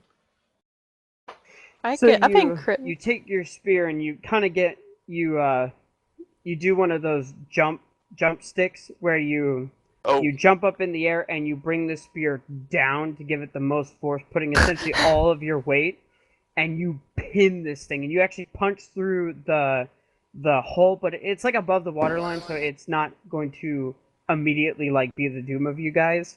I feel like the ship's but gonna rock though. You pin it to the deck. This thing is not going to pull back unless its limb is severed. Oof.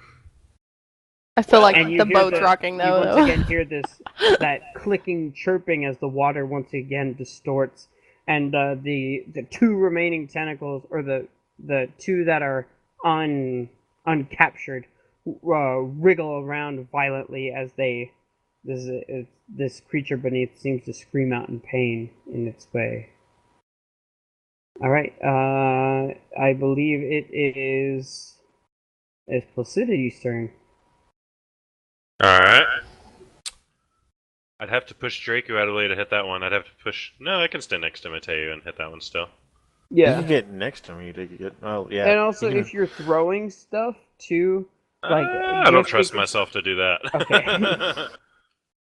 Just know you can fire through an ally. Is your staff only 5 feet, or does it reach long enough to hit? That's a good question. Because it's a staff. I think if it's a longer, I think quarterstaff has Yeah, reach of 10, I think but... I definitely know that you can go 10 with a quarterstaff. yeah, I would think You so. can get that thing. A It's spear, definitely- yeah. Alright, so there's my torch attack. Hey! That hits. Plus There we go. Does 7 damage. Nice. Alright, with that, you take the torch and you swing it and you go for like a big grand slam. And when you hit this thing, the torch actually kind of breaks apart, but the flaming fragments all go into the tentacle as it lights on fire. And you watch as this thing just like really creepily like flails one way, stops, flails the other way in like this very sick motion to or not sick, but disturbing motion to watch as it slowly sinks beneath the waves, twitching and going limp and lifeless as it finally hits the water's surface. Nice. Didn't even have to use my unarmed strike. Yep, you got him. Nice. Okay, I reckon that's it for my turn. All right. Yep. All right, Jacob. It is Carl's turn. Carl's not doing so well. He's running out of feet. So he has one that's safe. Yeah. He's got a couple other under the water too, but you don't want to lose all your arms. No. And so with that, you watch the Draco, the tentacle that's been taunting you this entire time, slip beneath the waves. What? As it disappears. And the rack, you watch as you feel this tugging sensation on your spear, as you see the shape in front of you, as it looks like the beast is trying to flee, but it can't because you pinned it to the deck. And so now it's pulling the boat, but it's not exactly pulling it in the direction that you guys want to go. It's trying to break for the open ocean to the right and left of you. Uh-oh. And it's currently chosen the right. As it pulls along, it moves all 30 feet, and now you guys are, well, not necessarily off course, but not where you want to be going.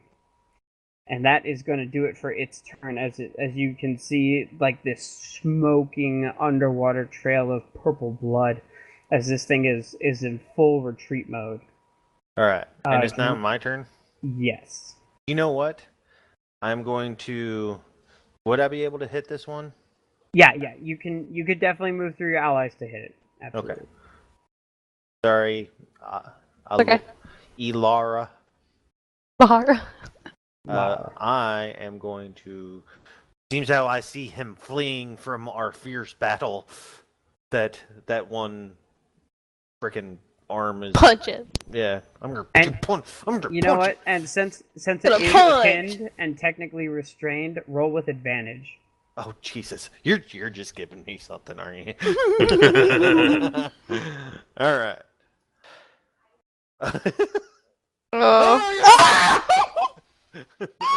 Wow. Wait, you rolled with 2 d10s. You rolled with d10s. Oh yeah, you rolled the wrong dice. You did roll d10. Oh, dude, I've been doing that the whole time. What? Well, no wonder why you can't roll a d10. What the hell?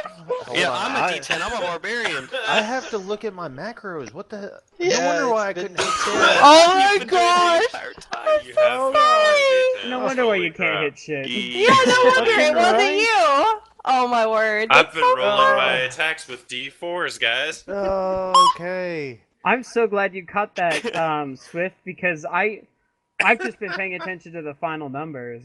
Yeah. Oh, okay. No, I saw Can that. I I? was like, wait, what? Let me try that again. So, and let me make Roll sure two I'm doing this. Right. d20s, add your strength. Okay. Oh my word, that is so He's funny. gonna crit. Watch, Yeah, he's watch gonna, him do like he's gonna crit. Oh, 10. Oh no! Wow. A 10 and an 8. Well, freaking I mean, Take the 13, take the 13. The gods have spoken. kept with the D10, man. You will not get this squid today, Or yesterday, or tomorrow. or any day. The But squid so, is Okay. this thing- Wait, What? hold on. That I did not call what I was going to do on my bonus. I just said I was going to punch it. Am I Sure. right? Yeah. Am I right? So You still have your gonna bonus. I'm going to spend a fucking Kai point, Oh my gosh. and I'm going to Kai blast it. You're gonna okay. roll Well- for right. Oh, please don't hurt the boat. Okay, so Draven, Right here. I don't know if you can see I, it. Right I would like there. to point something out to you. So you are within melee. This is a ranged weapon, so it is at disadvantage. So you have to roll twice and take the lower of the two numbers. You know what? Fuck it. Worth it. Fuck it. Agreed. Okay. I like the attitude. And what this is, a Kai Blast is, because it's arranged. It's not my strength. It's something else, isn't it? I think it's your wisdom, if I'm not mistaken. Wisdom. Okay. So. Well, hold on. I mean, this is kind of important. Yeah. Oh yeah. Because If you're looking at your character sheet, I believe we wrote it down somewhere.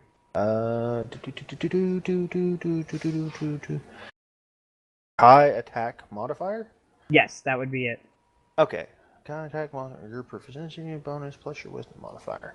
Okay. Efficiency plus. That's not bad. All right. So what'd you get? An 8 and a. No. Oh wait. Oh shit. I Gotta roll again. Nice. Paid off. So with that, because the 17 hits, you don't get the you don't get the crit. I but don't it get the crit. hits. Okay. So you concentrate. You pull all I the center things. myself. I very much Center center yourself. myself. And This everybody, you pinned-down start tentacle. to see. Actually, I think this would be the. No, you. Most of you have seen this before, but you start to see this white light start to gather in the palms of Dracu's hands, and it every time it pulses, it goes brighter and brighter, and he brings his hands together and he throws them forward, and a laser of light shoots out and go roll damage. Boom. Hooey! Got him. Nice. Freaking A. As you lance this tentacle in half, and also cut the front of the boat off. Hey, there we go. We're not getting pulled. Hey, but just the tip. I don't Just the lance it tip. underneath on the water. No, Just the tip. it's just the tip. You Yeah. cut just the tip off. But you hear this. I circumcised the boat. As this tentacle goes, sprawling away, as it is immediately cauterized. There is no blood. There's no mess. But the front of the boat is kind of gone. And with that, you watch as Carl, battered, beaten, bruised, and almost limbless, bleeds away into the night. I'm sorry, Literally. Draku. What I on look earth was over- that? I look over at Carol. I'm like, "That's right, Carol. You go run. You go run and hide."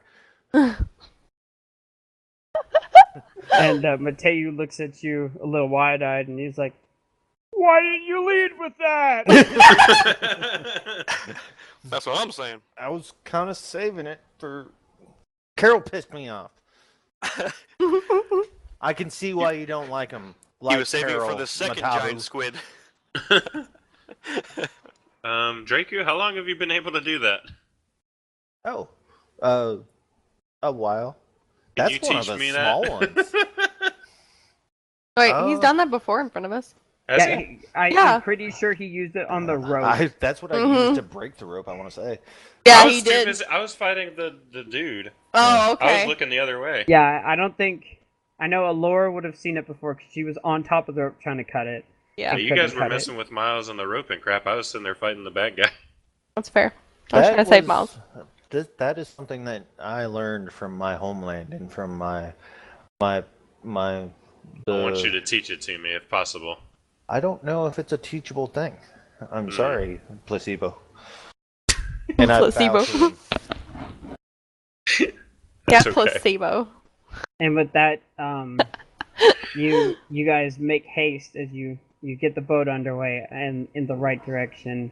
Yeah, let's get out of Um, here before we sink. And there, every once in a while, a wave will come up alongside, and water will will kind of splash in from the hole that Rack left in the hull. But it's not like flooding. You're gonna make it to shore, and it would just be a matter of rolling the canoe over and getting all the water out at that point. I mean, what can I say? I kick bubblegum and chew butt. Yep.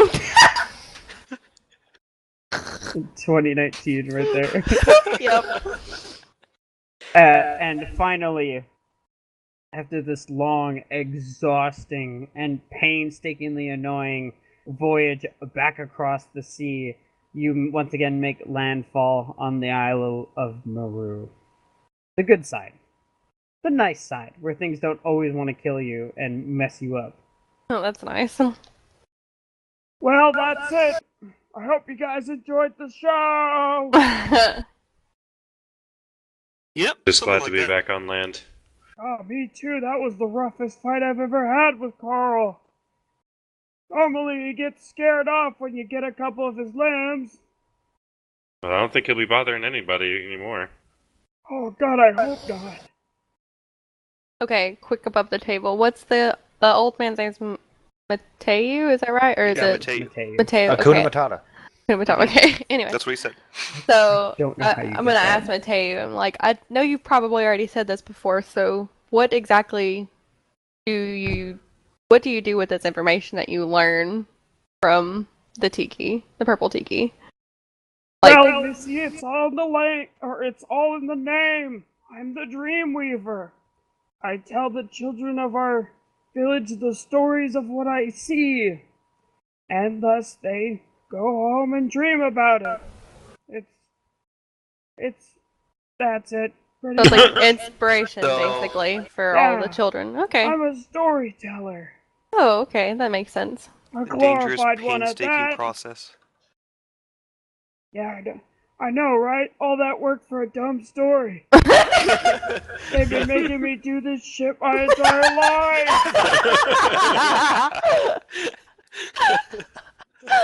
I'm gonna miss you, Mateo. So with that, you guys walk along, back along the path into the village, where everybody kind of greets each other. You once again meet up with Kitchkinet, and he says to you, "I hope you have found what you are looking for on this endeavor." And then And some. and that's pretty much what you and Diana say at the same time as she hands the book over to Kitchkinet, who starts kind of flipping through it. And the more he flips through it, the more his eyes go wider and wider and wider. And he finally gets to like a good stopping point, and you can see in the scribbled description of the stone pillars the sixth thing that you were shown. And he closes the book and pockets it and says, "I see. Most interesting discovery indeed. Well, I have done all the work that I have been sent here to do. All of our supplies have been loaded and unloaded, and we are ready to disembark whenever you are." Well, been nice, but I'm ready to go home. Pretty much ready when you guys are. Yep. I would like a short rest before we go anywhere. Or a long rest. Well, I mean, One or the other. you can get Yeah, that let's on spend the the night in the ship. village. That's true. I mean, yeah. I mean, we can crash on the village, and then, or we can start on our voyage and take a short rest there. Doesn't matter to me. We can have Go a with nice either. rave in the village and enjoy the fine women here. The natives. Um. There's Okay. not much to see around here. Well, if the old pervy guy says so, then it's really barren. Let's go, guys. Wow. You guys, one by one, kind of Trying to imagine the great in whatever crocodile guy trying to pick up cordial manner you feel is appropriate. Oh, Say man. your goodbyes. I give Akuna Matata a high five, and then a bow. You I know, just kinda you bow to kids aren't everybody. so bad. Come back anytime you feel like it. Thanks, Mateo. We'll keep that in mind. Oh, and Placidity. Yeah? And you see as the shift on Mateo's face, you haven't seen it yet. He goes from his normal quirky, perverted self to a very shy and timid look. It kind of rubs one of his booted feet against the ground, and almost like he's trying to work up the courage to say something. You know, the next time The next time you see your mother, if she ever gets out of her current predicament, tell her there's an old fool that would like to meet her. Ooh. Thought he was gonna say My you banged your mom or mother's something. dead. Well, you could have put me down a little easier than that. She's on. She's on the Isle of Asland. Huh? What? Asland, you know, the Haggis Hub, northernmost isle. Huh? How would you know that? She died when I was very young. What are you talking about? I get to look at anything I want. Sorry, that's really horrible. Not like that, you twisted-minded freak. I'm so sorry, Placidity. You're telling me my mother is alive? Yeah, that's what I'm saying. When did you figure this out? Like, or when's the last time you saw her? Who are you talking to? Mateo. Oh. I've been watching her for about 10 years now. And you just now mentioned this? I just met you. Well, That's I fair. mean, but that didn't come up in the last day's journey. You know, it's kind of embarrassing being this old and not married, so it's a little hard to bring it up. Huh. Are you sure it's her? The resemblance is striking. Well, if nothing else, that'd at least be worth checking out. There's no way though. She disappeared. I always thought. Well, if you don't know, then it wouldn't be a bad idea to take a look. She's not in the best of circumstances. What do you mean?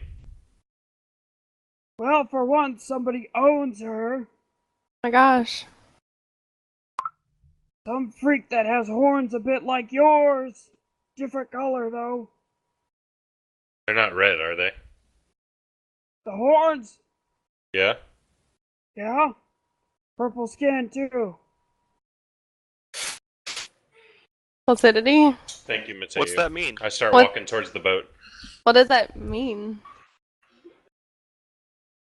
Safe travels! Why? Come back soon! And one by one, wondering what all this meant and what all's gonna happen next, you climb aboard the sleek-looking ship, the General Vorcraft, as to the far east, the sun starts to crack the horizon. As you guys set out to the seas, passing through the wonderfully calm water, you approach the storm cloud that surrounds this island like a massive donut. You start to pass in, and the waves and the swells pick up, and you're tossed about as the ship rocks and rolls through these swells. You're all set about your own tasks, various things that need to be done around the ship to keep it afloat. Placidity. It's been a long time since you've thought about stuff like this. Yeah. Once, only before nightmares that would wake you up as a small child and panic sweats and screams.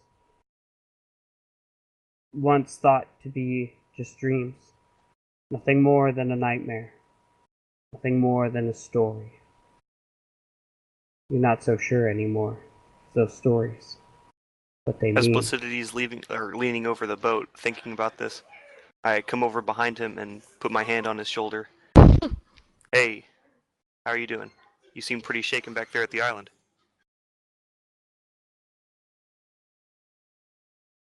Too much to think about. Mind relaying it to a friend? Another time, friend. I look at him and smile as warmly as I can, walk below deck. Rack, you're left holding onto the rail as the ship takes a dive into a wave, and the sea swell comes up and just smacks you across the face. as it leaves the taste of salt and ocean in your mouth as the ship rises up on the next and starts to fall as you're left standing out there on deck. Not alone, but right now, alone. For note's sake, what island was that again? Maru. Aslan. Oh, no, the Aslan, one she's okay. in. Thank you. That And was. have I taken a short rest? So, I would say, yeah, we're like a day or two into the return trip. Oh, so we've taken a long rest. I would say at this point, that Okay. would make sense. Okay, so we regain all of our hit points. And Yeah. yeah.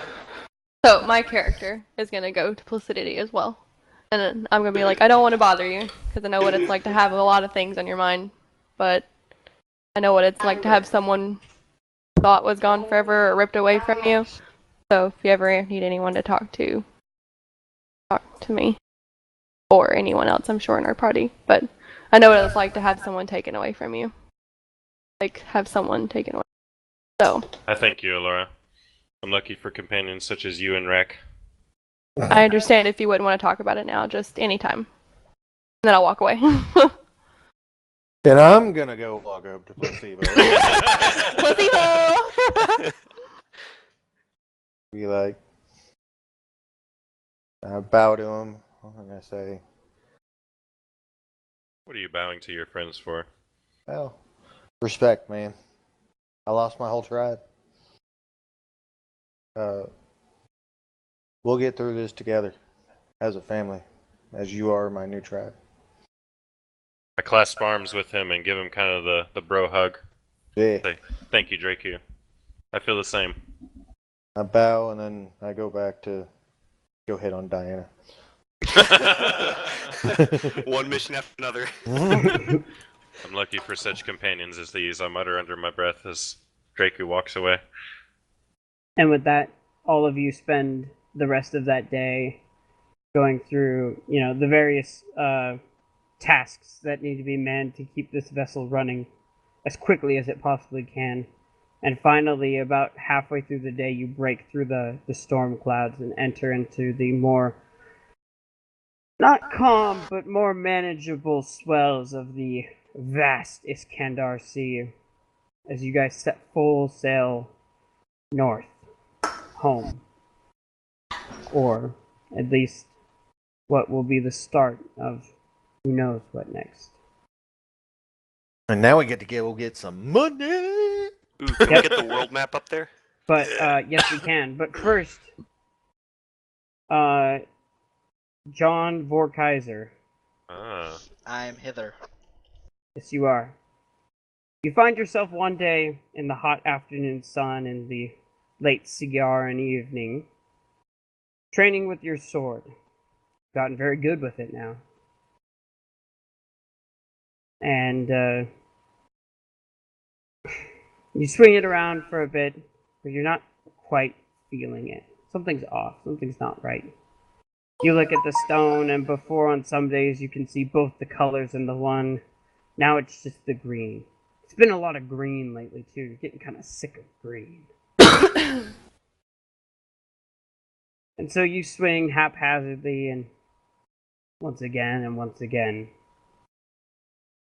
And as you look onto the hot setting sun, as it slowly sinks down in the distance, a thought occurs to you, and a presence starts to creep into your mind as your conscience is pulled from your body once again, thrown skyward, and the next thing you know, you're standing in an all too familiar swirling field of stars.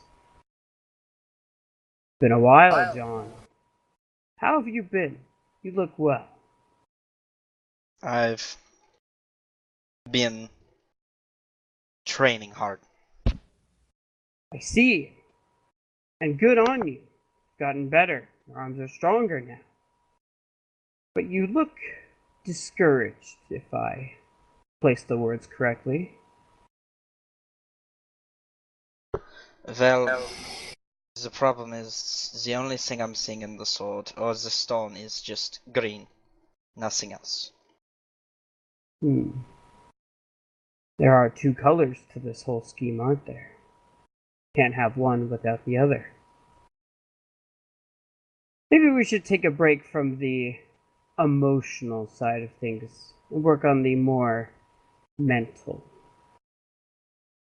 And he snaps his finger. There is no person in front of you. There's once again this shadowed shape of a human, a lot closer than it has been in previous encounters, but still no visible details that can make it out. It just talking to a shadow. And the shadow reaches up and it snaps his fingers. And you're instantly somewhere unrecognizable to you. A small town outside of some unknown place. There's a couple people walking by. Take a look at these people, John. What do they think? What do they feel? What do you mean? I mean, try to use your mind. See within them the green and the white. Not just one, but both. You concentrate. You think. You know, before it's just been swords and green and occasionally white, but now you can feel something. There's something there, like a small string of thread. And mentally your mind reaches out and you try and pull on the thread. And pull and pull and pull. And just like pulling on a loose thread on a sweater, you watch as the minds of these individuals that are just passing by, paying you no attention whatsoever, come unraveled into a language that suddenly you read, you understand. Now you see what they think, how they feel. This man walks by you and he's concerned about his daughter who's not feeling very well. And he's very worried that she might not make it through this next upcoming winter, but he hasn't told anybody yet because he's scared. Then a woman walks by and you see that she's concealing the fact that she bears a child that her husband does not know about yet. And then a boy walks by whose only thought in the world is what him and his friends will be playing with in the pond later today. And all these people walk by and you read each thought as they pass and come and go. And once again you hear the voice all too clear in the back of your mind. What are they thinking, John? They are thinking about their everyday problems. Thoughts that are coming over their mind while they're doing endless tasks of the day. They're thinking. Yes. Thinking. Oh wait, hold on. I got it. Wait. God, I'm killing such a beautiful moment here because I'm not ready. I was born ready. Intelligence, time, reality, the mind, enlightenment. These are the other half of our coin, John. This is the white within the green. And if you can see it once, practice, train, you will always see it. Just as you've begun to see the green as it truly is. And just as quickly as it began, this village with all these strange people disappears in front of you. And you're now once again holding your sword standing in the middle of a farm field. With the sun just creeping below the horizon. And the light green flash that accompanies with at sundown. As you stand there on the dusk plain, looking at your sword in the gem, and it with an intensity that you haven't seen in a while since the first day you've discovered that you can see two colors in one. It burns white. And you spend the rest of the day refining this new ability of yours. As the ship quickly races along on the next day, as just before morning rises, lucidity, you snapped awake, breath coming quickly, your skin is just completely soaked in sweat along with the bed that you're sleeping in. As you see it, you can't unsee it. These burning red eyes, accompanied by red horns on pale violet skin. It's an image that you haven't seen in a long time since your childhood, but now it's back, and it's almost like it's within a vengeance.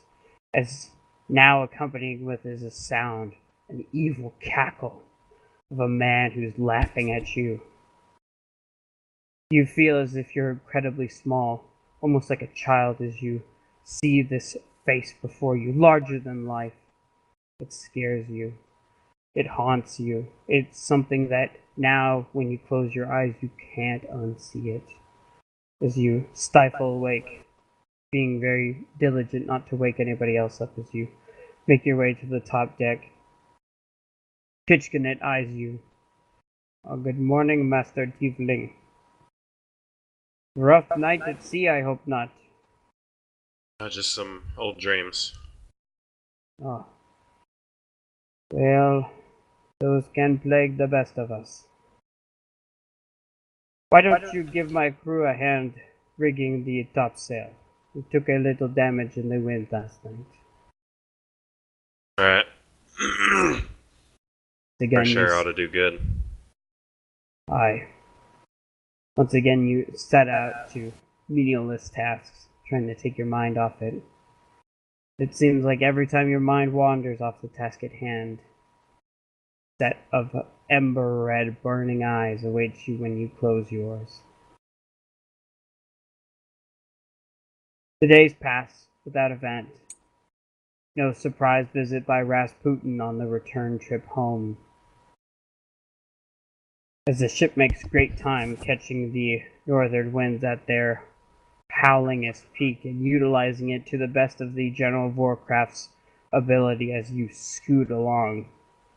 You actually beat the trip back to Vorbelsollen by a day. 1 week and 6 days. Ah, that is almost a record. I see we had the winds of chance on our side this go around. As you almost the trip through the Kamarians, or the sunken strait outside of Kamar, was almost a blur as it happened so quick. You passed through the corridor within a day, and flying Imperial flags, you were not bothered by the home fleet as you scurried on through. But now, just a couple days later, all too familiar sights awaits for you. Home, the form of Vorbelsollen. The white castle that stands on the opposite side of the River Kwai, gleaming in the morning sun. The sprawling city that is surrounded by its sizable walls.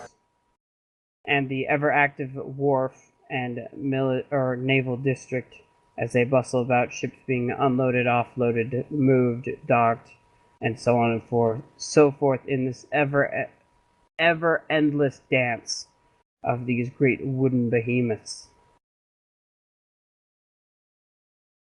John Vorkaiser, you are in a place that you've been before. Once a very intimidating and ominous sight to be stepping into the main castle, the capital, the pinnacle of Baryaran culture, now almost feels like a second home to you. You walk in, you've gotten to know some of the door guards over the many past years. And one of the immediate privileges of being of your stature is they don't confiscate your weapon at the door.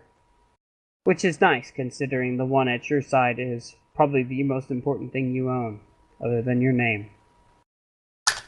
As you're escorted down the familiar halls, a servant man of incredible physical build and dressed in imperial, or in the Emperor's maroon and dark blue, raps a fist on the door.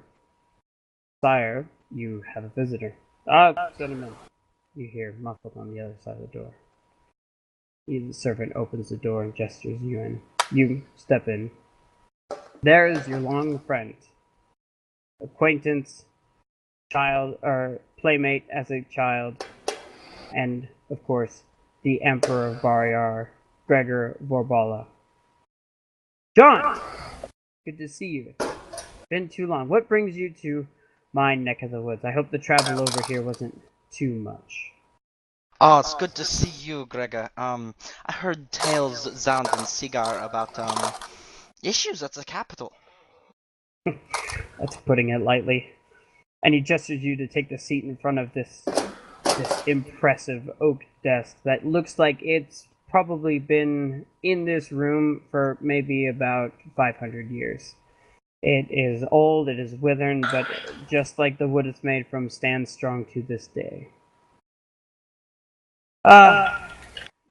Where to begin? And he reaches under his desk and he pulls out two glasses and a bottle of some amber liquid, and pours one out, or pours both of them out and slides one over to you. It's been a hell of a time to be me.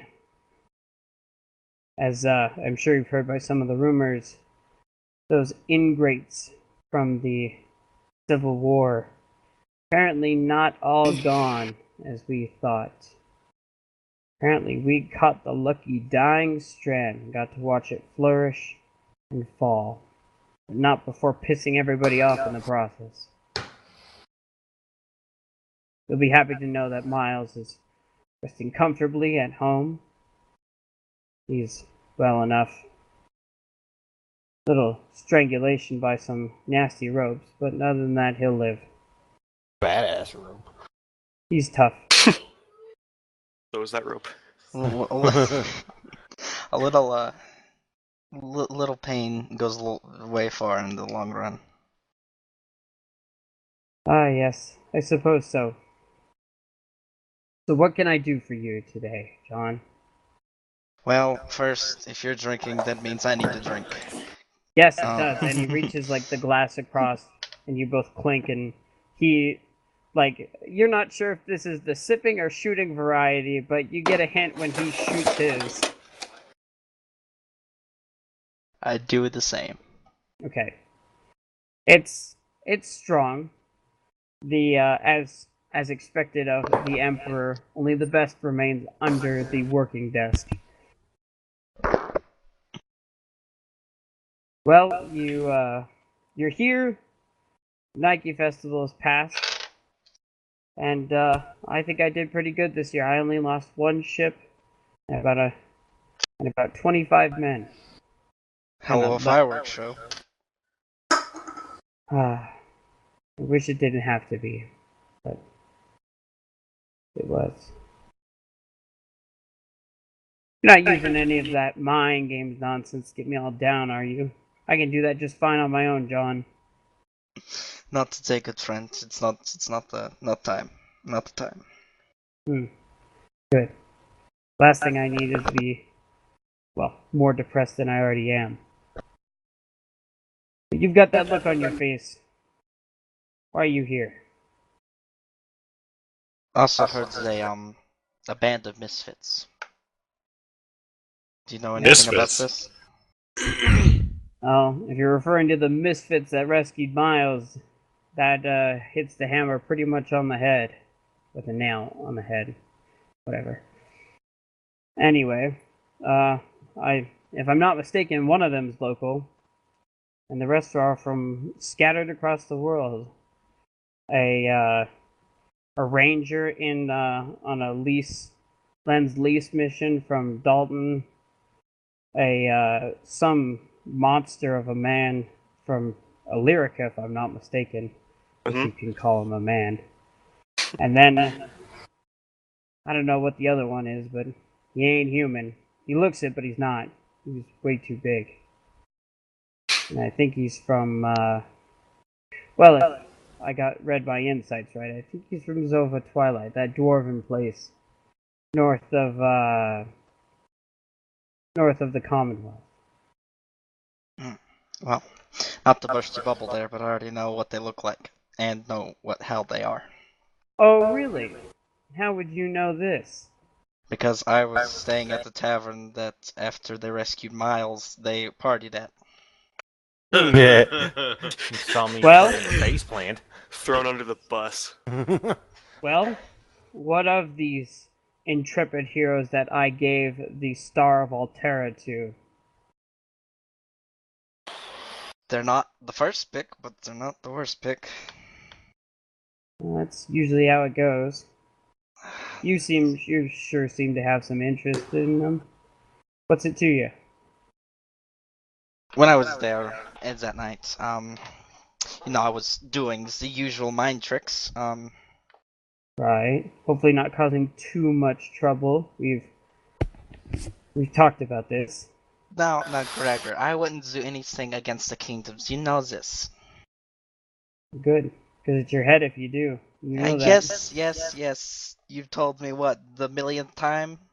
Well, good. Hopefully it'll sink through that thick farming skull of yours. Hey. just remember where the grain comes from, okay? I never forget it, and you know that. And he pours another shot for both of you guys and slides it over to you. Freaking down it like a champ. Yep, so does he. Well, the reason that I came here was including them, like, I assumed you sent them on a mission of some sort, probably. I did. I don't know if rumors have reached your ears yet, but there's weird stones or something popping up around the world. 5 back yet? places, they Stones. said. Well, I heard stones. Other people have said logs. I really don't know what. So I sent them, this intrepid group of heroes, and our newly appointed auditor of the Mystic to go investigate. Oh, you mean that, what's her name? Um, I don't remember her. It's been a while. He's sexy though. It's Diana. Oh, yes, that's that girl. Yes. Interesting one, that one. Yeah. If I remember right, most of the guards were trying to get her in the bed, but I think the last one that tried got shot with magic. Yeah, that lightning bolt, it's not scrubbing out of the carpet anytime soon, that's for damn sure. Oh shit. Ah, sure, you can just buy another one. Yeah, true that. Sure taught those guys, though. Jeez, man, you bring one pretty woman around here and everybody loses their flippin' minds. Hey, don't be hurt. Don't throw those insults towards me. Calm down, okay? Oh, I'm just merely directing, not throwing. I have my fair share, okay? I tried to be humble, but it's a flaw. Let's just call it that. I know, right? It's so hard. You probably have it the worst. Don't I know it? But anyways, when do you expect these bands of misfits to be back? I wanna see them in person. Well, if the report I got from the weather station as any indicate, they should be back within the next 2 days. Tides, of Good. course, depending, and winds being favorable. I guess I'll just walk around town, see what I can hear, and so on and so forth, and I'll probably be waiting there the second day at the docks, just to see him. Oh, I could stop you, but what's the fun in that? What's the worst thing that I could do? Don't say that. You and I both know what happens when someone in this group says that. Okay, fine. It will be fine. I won't do anything stupid or rash. Good. Plus, I'm glad. I'll bring my handmaid with me. Not that again. Well, you do you, John, and take care. Now, if you'll excuse me, I gotta go do some Imperial stuff. And he gets up, and you get up with him, and he kind of gestures you towards the door. And As I'm leaving, like I'm like waving like behind me, like I'm leaving, like anime style, mhm. and I kind of just I was like, don't let any of the common girls in. You'll be other than that, you'll be fine. And like as you're splitting ways down this hallway in the Imperial residence, you get the death glare. Like if eyes could stab, they'd be stabbing you right now. And as a quick finger goes over the lips, and then it moves down and slices across the throat as he whips his head back around and almost marches off in the opposite direction of you. It's fun knowing dark secrets. Okay, we can go on for this. We cut back to all of you. Long, long have you awaited for the opportunity to once again step foot on land. Ships are one of the most wonderful things that any race has ever created, but there's something like stepping on hard, solid ground. As you all walk across the gangplank off the General Warcraft, carrying, small bits of supplies and whatever you brought with you. Stepping back again onto the wooden dock of the McCarran Naval Yard, as once again being on something more solid, and with solid land being no more than 20 feet from you, you are all back in Vorpal Solid. Land! I miss you so. All right, you ship hands, show me my boat. I need to make sure my baby is okay. And like there's somebody who's got like you can't tell the rank for sure, but it looks pretty low. And he's like, oh, just right this way. And he kind of turns around and he's almost running from you, but he also wants you to follow. But he's like not sure how fast he should go, so it looks like he's just absolutely fleeing from you. But you charge off, and sure enough, about 5 minutes later, it leads you into one of the private civilian wharfs. And there, in its own stall, just as you left it, maybe even a little bit cleaner, there's your boat. Turtle, I've missed you. I've had to deal with these fools for almost 2 weeks. Someone who understands me.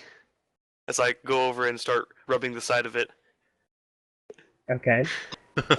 Would anybody would have followed him, or would you just? No. I'm pretty much following around everybody, yeah, so. Is everyone following me? Might as well. Yeah, that would make sense. I was alone, so I don't We've say all, that we've all become pretty close. Yeah, I help Diana off the boat. Yep, and she thanks you, and then the Gila monster hisses at you. I give her a wink, and I wink at the Gila monster. It gives you the tongue, and then continues to walk on. Waddle, waddle, waddle, waddle, waddle, waddle. Also happy to be back on land. In fact, the first thing it does is darts off the dock that you're standing on, and then proceeds to like jump and flip around in the grass as much as a 2.5-foot lizard can jump and flip. That is awesome. It reminds me of my dog. Now, Lucas. But yes. Do I see them walking around? Yeah, you would have been waiting. I just see him walking like the private wharf, and I slowly walk behind. Okay. So, and as the unit moves, Diana says, "Well, I must be getting these papers and reports to the Emperor. I'm sure he'll want to see you too, but he's probably going to want to have a chat with me first. So, I'll be sure to. Well, I'm sure somebody will be sent, but it was a wonderful trip, and well, it was pretty crazy. I mean, I've never run through a volcano before, but anyway, I ramble on. I will see you all hopefully later, and best of luck with whatever you're doing. And she turns awkwardly and kind of dashes off towards the castle, like this book clutched tight to her chest, like as it is the most important thing in her entire world. Which I'm at gonna- this moment, it I kind of bow is. to her before she leaves. Yeah, but she's already gone. Whenever she's leaving, like she's walking away, she would have passed by me in general. Mhm. It was like I'm walking towards her, and like I'm like walking towards the group, and she'd been running past me, and she would have probably saw me, and I Right. would have like looked at her, and in my mind I would say hello, Diana. In her mind too. Yeah, I would directly to her. I would say that through telepathy. She kind of gives you a wide eye as she passes, but doesn't say anything. And then in your mind, you hear, "Hello, how do you know my name?" Then I look back at her and I say, I'm John Vorkaiser. I work very close with Gregor. Oh. And once again, you hear the response, or not the response, but the message sent to your mind. Oh, well, I'm sure we'll be seeing each other around. It's a pleasure to make your acquaintance. And then, by then, she's, like, at this, like, as soon as she passed you, she never looked back. She just kept rushing off towards the castle. And then I slowly walk up to the group with my handmaid / unseen servant. Okay, why don't you go ahead and describe to the party for the first time what they see as you approach? Okay, I will be very descriptive here. I am wearing. I have a long blonde hair in a ponytail with a hairpin that looks like a dagger. I have dark blue eyes that look like the ocean. I have tan skin like honey, aka maplewood. My family colors on my chest plate, or my leather chest plate, are in the checkered pattern, are red and black. And I wear a ring on my right finger, on my right ring finger, that has a red gemstone on with a black colored metal that with the initials VK on each side of the ring.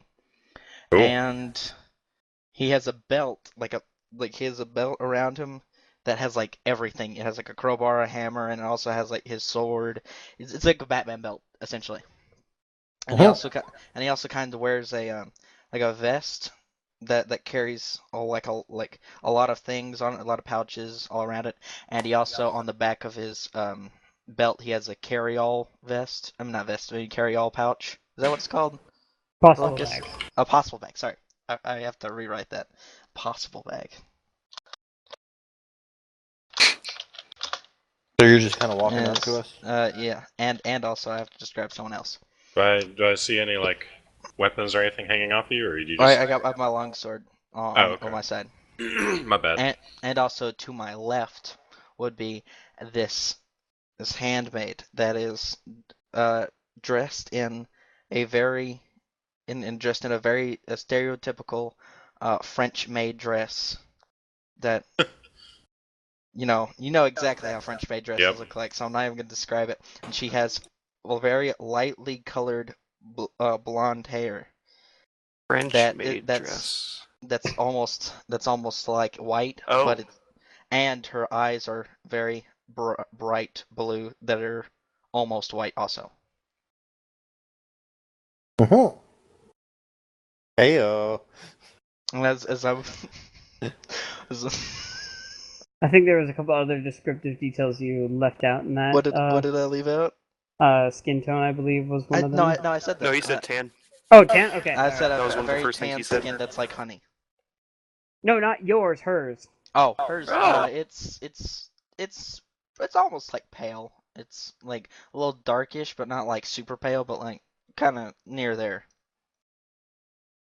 I almost forgot about skin color. My bad. Gotcha. And like me and her are walking at the same pace, right up next to you guys. Question.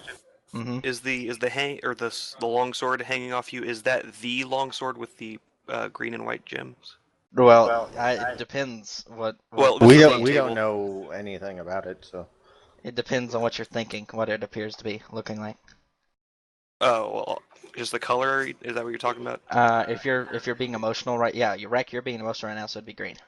Okay. For you. Well, I haven't come back to the party yet. I'm still hanging out with my boat. Well, whatever. I'm just wondering. Just clarifying.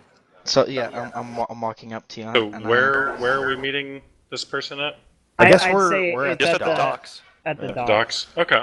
Not we not just in came the down. Imperial residence, but you'd So- probably be like at the docks that lead down to Rax, where Rax's boat is being mourned. Would it be fair to say that I notice him coming up kind of Oh, definitely, determinedly yeah. I mean, towards he's- us? Like, he's this not guy's exact- obviously coming to us. He's not being stealthy about it. Okay. Oh, Well met, Lucas, can we friends. get the Vorpal Solon map? Yes, again. All right. Well met, friend. What brings you to our party?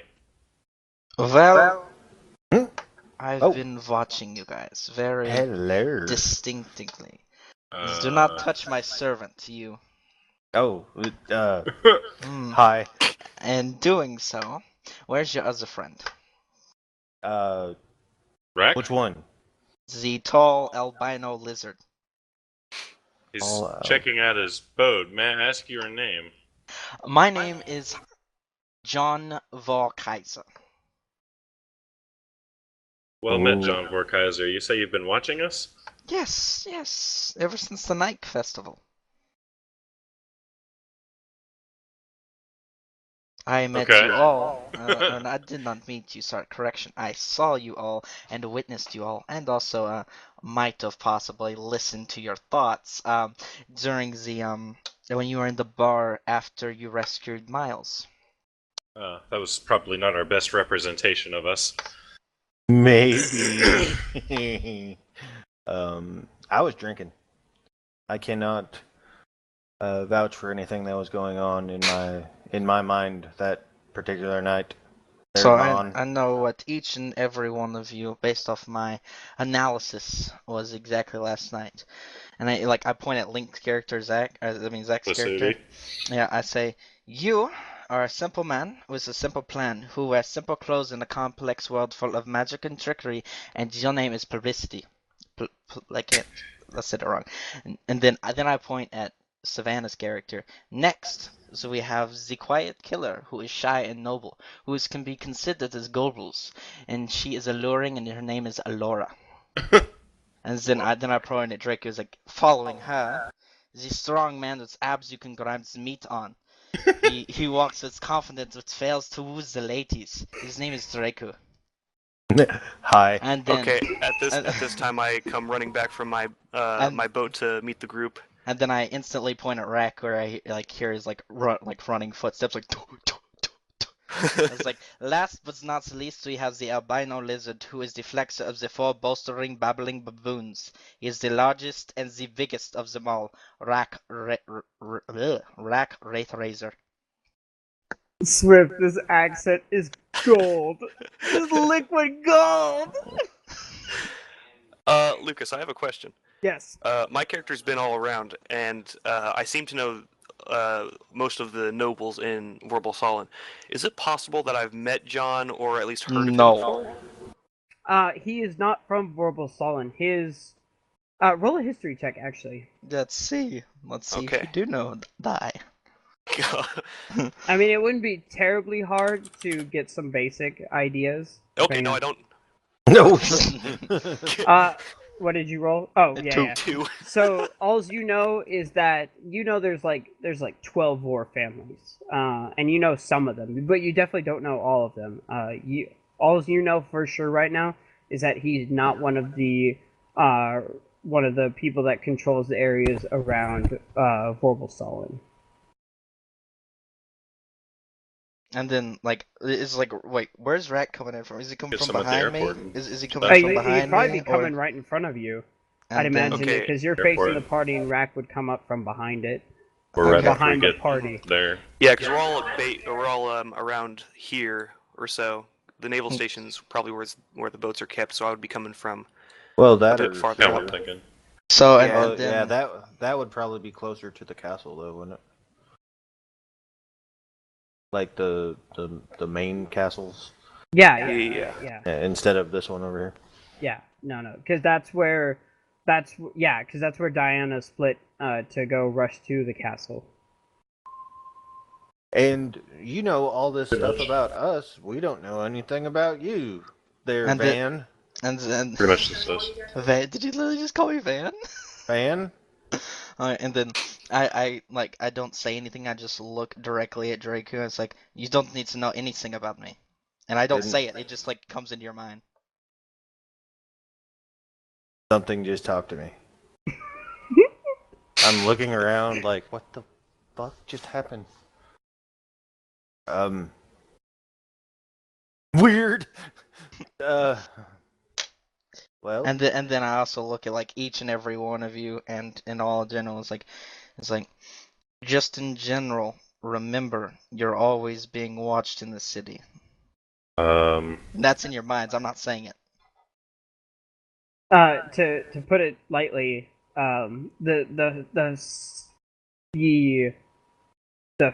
it is a familiar feeling, but a different voice. At some point, I believe Diana has. Oh, geez, who's that kid? I don't know who's Zach. Hugh. Zach. Zach.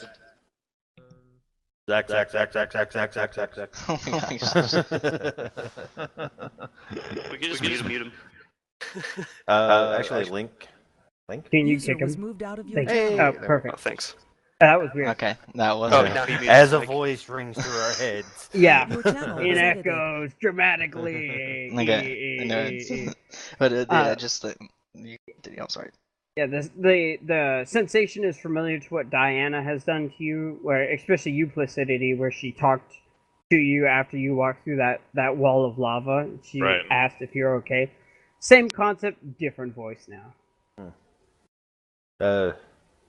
Well, you seem quite interested in us. Seems how you know everything about us.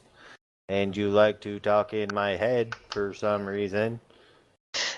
And now I'm now speaking on it. It's just an ability that I've learned how to do over the years. Are you friendly? Or are you... I am completely harmless. And like I put on like the fakest smile I can put on. Inside check. Yeah, Roll no an kidding. insight check. Yeah, I'm kind of feeling the same thing. No offense. No, anybody who Guy's a wants little to creepy. roll insight. This That's is like the lowest DC you can I possibly got pull 17. 12. 19.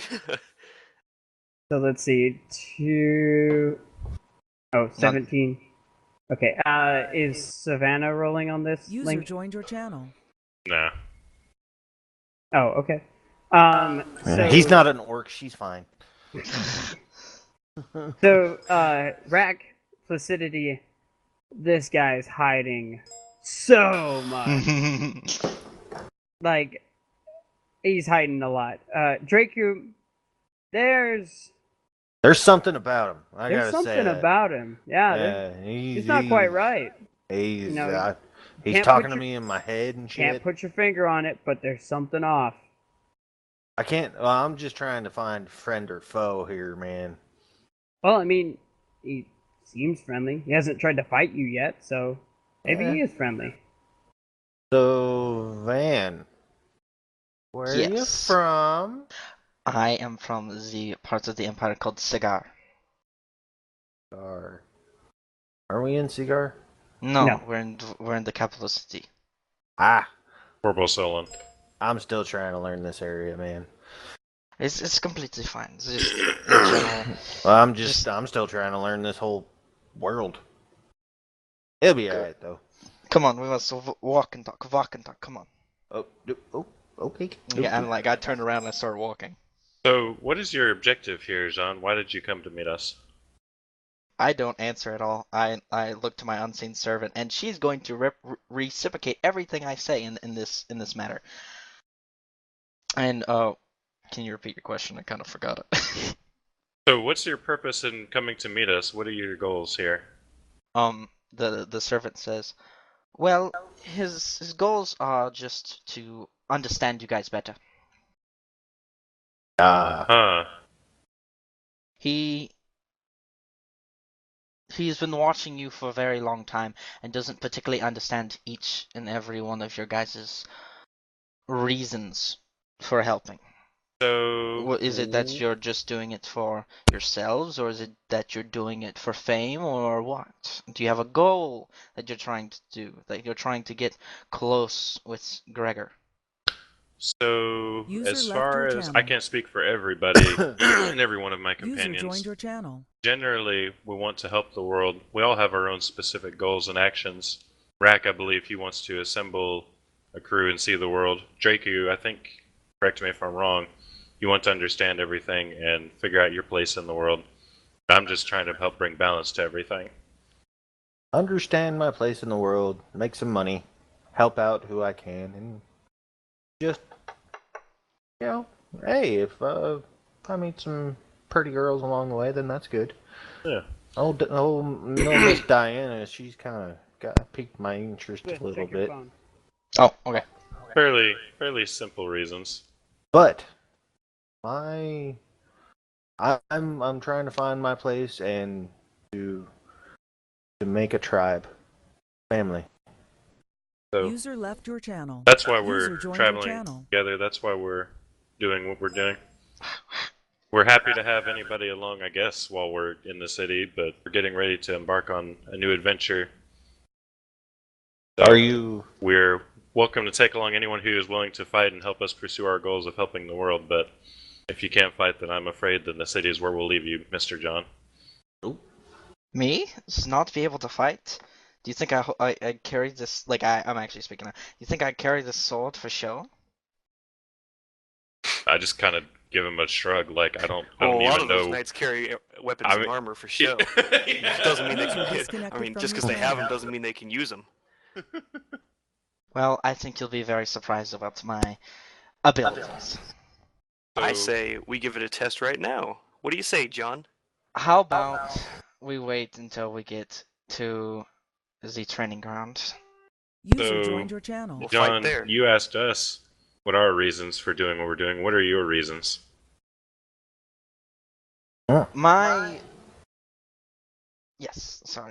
my trust and responsibilities and just in general my purpose is to serve the Empire. But more importantly, I have been trying to prove to my father that I am just trying to prove myself to my father. That's basically all I'm doing. I'm 24, he's still 60 years old in general, and he's still the lord of the land, and I want to show him that I am a capable future lord. So you want to travel with us? I'd say, I never said that. You're going a little too far there. Can I Well, roll an you- insight check to see if he was lying about his Yeah, goals? roll for About his insight. goals. Okay. Kind of doing the same thing, honestly, because this guy's weird. Yeah. Ah, crap. All right. Well, Zachary probably Rack. noticed something. Draku? Yeah. No, that's It he seems wants like to a go good idea to places. He me. wants to see people. He's one of you guys. Placidity. What he Yeah. said was true, but he's withholding something. Yeah, he's Yeah, still kinda figured. omitting something. No, but Rack, you believe what he said. I mean, Okay. he's So- not lying. He's actually not lying. So I'm going to call him on his crap a little bit here. So you come straight to us and you start following us around because you don't understand us, but you say you don't want to travel with us. Oh, is it the problem you like to understand what makes people tick? A little bit, if they're going to walk next to us and say they're not traveling with us. It's just a pastime of mine. Like, for example, I cast Detect Thoughts, and I look at Placidity, and or I'm not looking at him, but I'm like sensing his surface thoughts. Placidity, can you tell me what you're thinking right now? Tacos. And wondering why on earth this guy is being all weird. He looks a little pretentious. And then I literally reciprocate exactly what you're saying. My God. Oh my gosh, it's Interesting. Jason Bourne. And and I look at you, like I stop and I look at you, and now I actually like stare at you very hard. I'm Does going he to have to start. roll a save against that? I'm going to have to check on that ability. Let me double check. I have to reread this spell. It's been a hot minute. I'm kind of just looking Also, back and forth at everybody, Swift, like, what or the Yes. hell's going John, on? can Yes. you keep both of your spells? If you cast this one, will another certain spell fade? I don't think Unseen Servant is a concentration, is it? I don't know. You're the one who has the spell, not me. Let me The double bathroom real check. quick. Before I cast that spell. Yeah, because you might not want to do that. I don't think it's a concentration spell. No, it's not a concentration spell. Okay, I didn't just think it checking. was. Yeah. It's just an action, it just happens. Okay, got it. And Continue. it lasts for 2 hours since it's a level Good to know. 2 spell. Instead of a level 1. But yes, now I got to go back to the other spell that I was at. I'm just scratching my head You trying to have to figure out roll what's a going on. wisdom saving throw, Link. Roll a wisdom saving throw. Yes. Once. Yeah. Oh, look what the DC is. Okay, I got it. Hey, but good news, everybody. With tonight's session, we have our first insight checks against actual players. Yeah. Is that a good thing or a bad thing? Could be a little both. So. Oof. You fail. So in doing so, What if happened? okay, listen. He failed his wisdom saving throw. And the creature will okay. If it fails, wait. Oh yes, I get to go deeper into your mind and learn your emotional state, what is important to you at the moment, and your pattern of your logic. That's exactly all I get to hear under our listen. Say it one more time. Savannah was. Okay. Okay. I get to when I go deeper into your mind, I get to learn your emotional state, what is important to you at that moment, and your pattern of your logic at the moment. If you're being emotional, if you're being intelligent or logical. More of a logical thinker. I'm trying to use my Sherlock Holmes skills to piece together what on earth this Jean person here is doing, and why he would have such a big interest in us. No nobles, no seemingly status important people. We're just here doing quests, helping people out, trying to figure out the logical reason for this person being here, and if he's trying to manipulate us. Is Kind of that the like mindset. Is that like the deepest thought you have right now? Nothing else. I'm just Tacos. Pretty much. Okay. Well, Tacos. you know that someone is looking deep in your mind right now, and it's like a headache. This takes me back to my early nightmares, bringing up purple-skinned people with red horns and evil laughs and red eyes. User joined your channel. So I start kind of sweating a little bit. So, I wouldn't be able to describe it for. Sorry. I'm sorry. Swift. To describe it for Rag and Drake Crew, all of this happens, of course, in dead silence. Yeah, As and I'm just you sitting there watch- scratching my head. You watch like, John and Placidity go eye to eye in what's some friendly staring contest, and then you watch this uncomfortable face set on friend Placidity, and John's just stays as it was when this whole thing It's started. and it slowly smiles as I see that he's doing that face. I'm gonna instantly, seeing this happen, turn to Rake, put my hand on my head, and put my other hand pointed up towards him, and like, I am controlling your thoughts. You are thinking about a boat. Well, okay, and you're not wrong. And then when I look at learned a you, new Link, trait. when I look at you, Link, I was like, I can do many things that most people can't. Do not test me. I say your name, okay? Placidity. Yeah, Placidity. Like I say that in your mind, like, do not test me.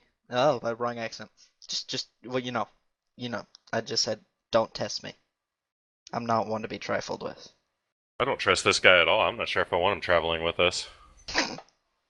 And then I stop like the mind games for a little bit, and then I smile again, like the very joyful smile this time, and I say, now I guess I have to take you guys to Gregor. So let's go. So you wait, hold on. You just made yes.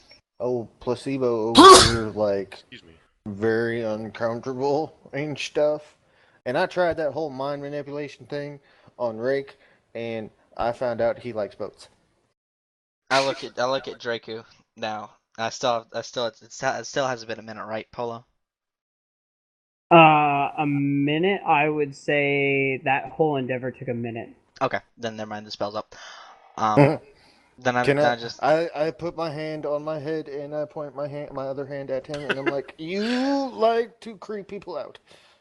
wait. Also Who'd not you wrong. point 2 to? for 2.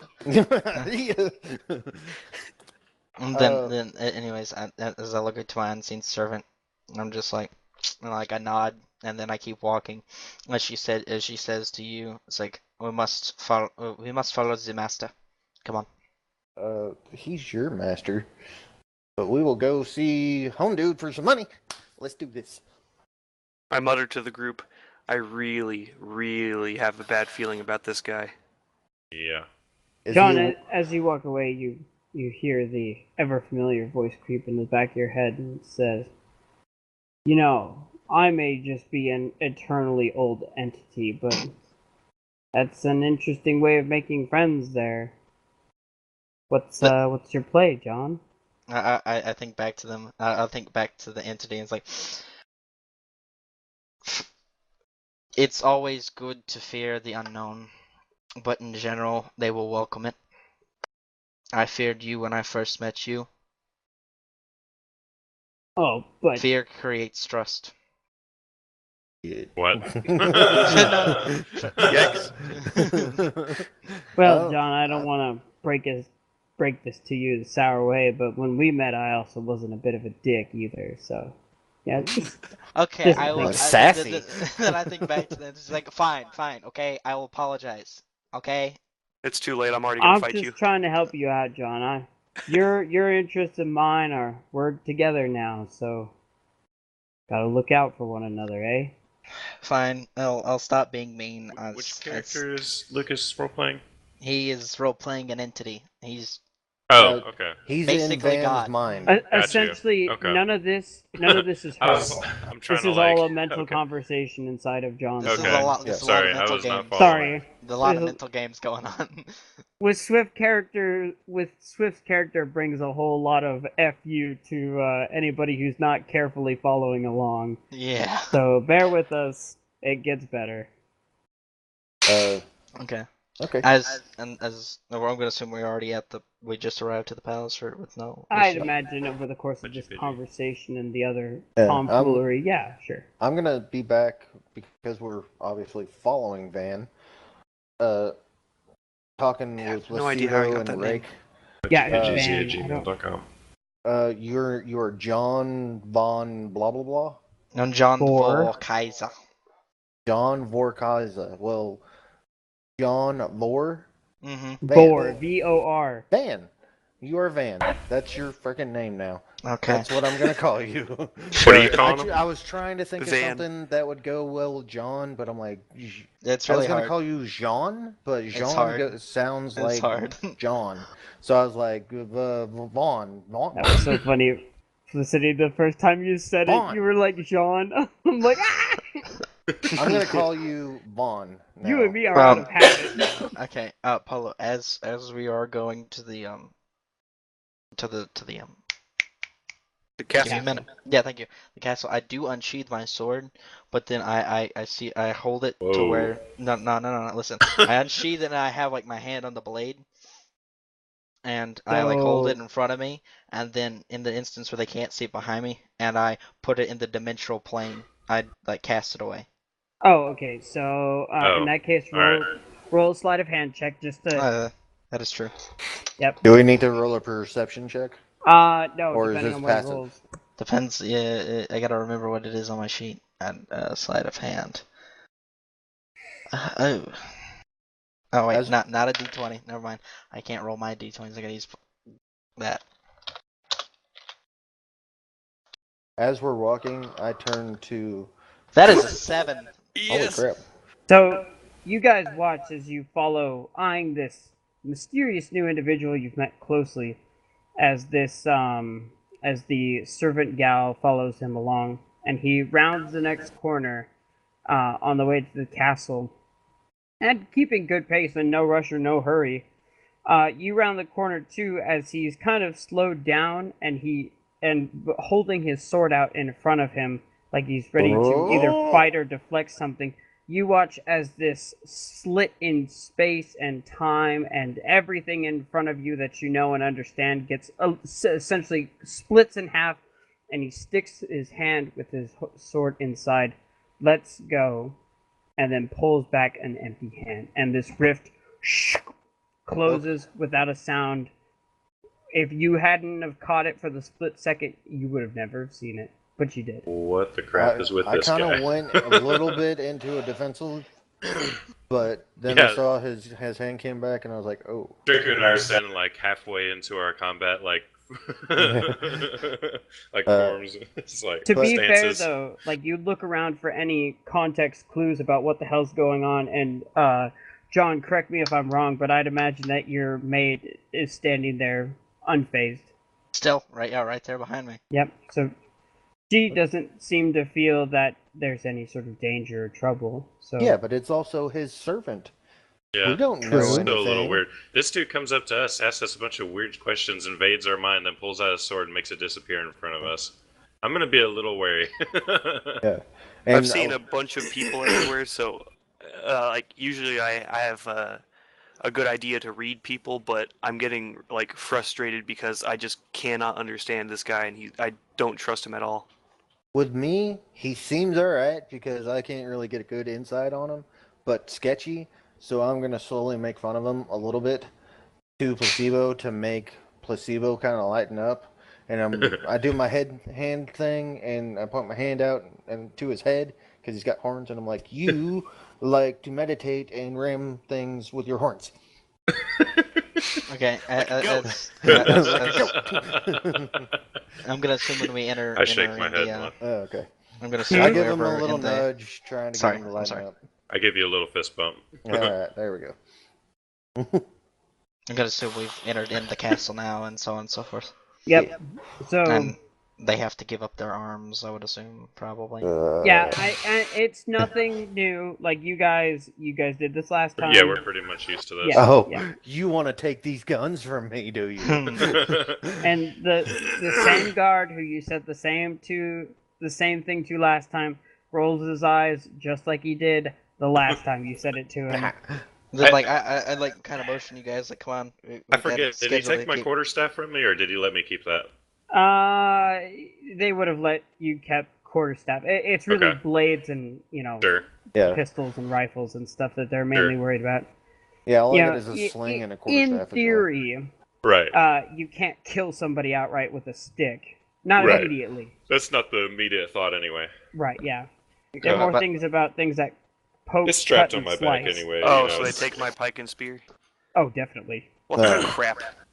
Well, but they did it last time. Come on, I'm gonna sue. As I'm walking, I kind of like have my hand behind me, like in like a circle moment, like almost like I'm like acting like someone stupid, but not really. But like, come on, let's go. Come on, you gotta go. I don't like this guy's attitude. I hand rake my quarterstaff and be like, you can try to stab people with this. It'll work. All right, I need that back though. Okay, then don't bet on it. You might not want to carry it around like you're getting ready to hit somebody with it. You might want to just strap it to your back or something. I think he already knows I'm gonna hit him with it. So at this, I'll take over for the madness here for the time being. Okay, no more joking. So I'm sorry. you guys follow somebody in the familiar maroon tunic and dark blue pants, trousers. Where did they lead you? Oh, excuse me, I'm sorry. Into the throne room.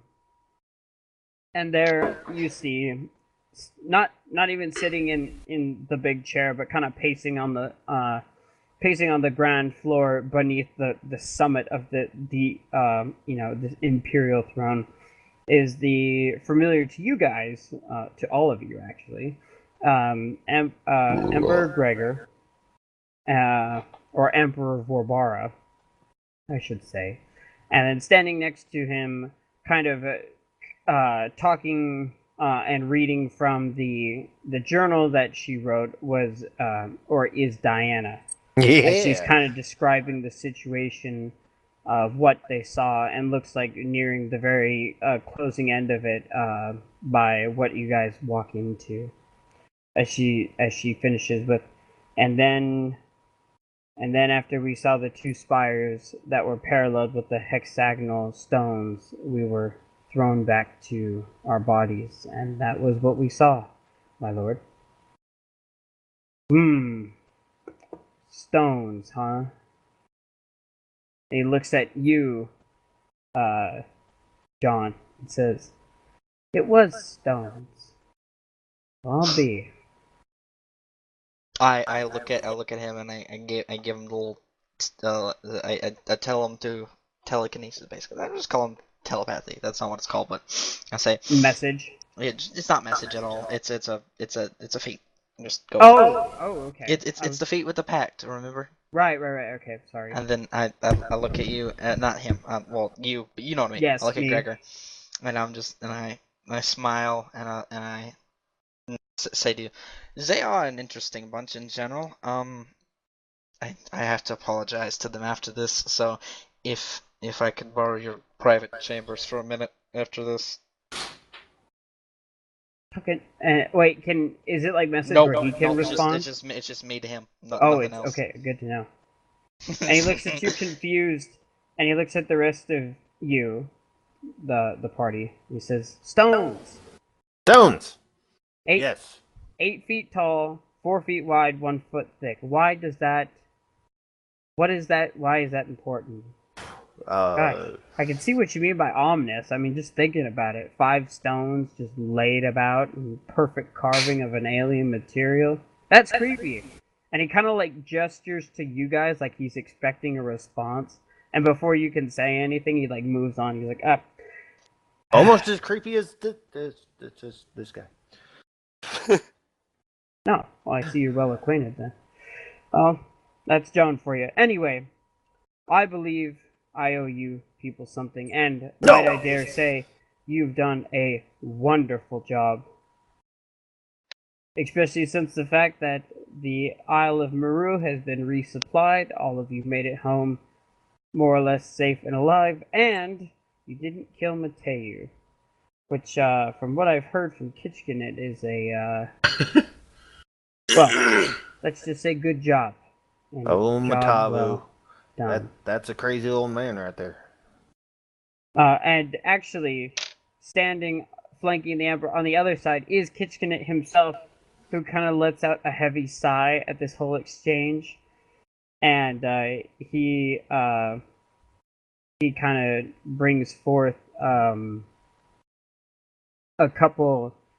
Let's see, there would be four decent sized chests. I'd say that they're about the size of like a human head, not shaped like just if you can imagine a wooden A chest. hogshead. A hogshead. There we go. And he one by one presents it to you, and one of you kind of sneaks a peek, and it's not gold that greets you; it's brilliant. Silver is not the right word. It's something shinier. The platinum? Far more shinier. It's as promised, 2,000 gold in platinum. Oh yes.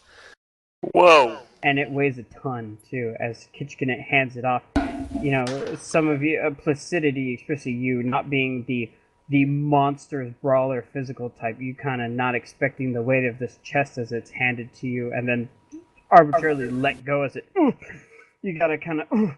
Oh, geez, support yourself to hold it. And Alora does something in the similar sense. I have a question. Yes. Can I roll knowledge to know basically how much is that like to the is that like basically nothing of what the amount of treasure that we have in the Empire? Oh, the amount of treasure No, that's just like in the Empire. that's like on hand.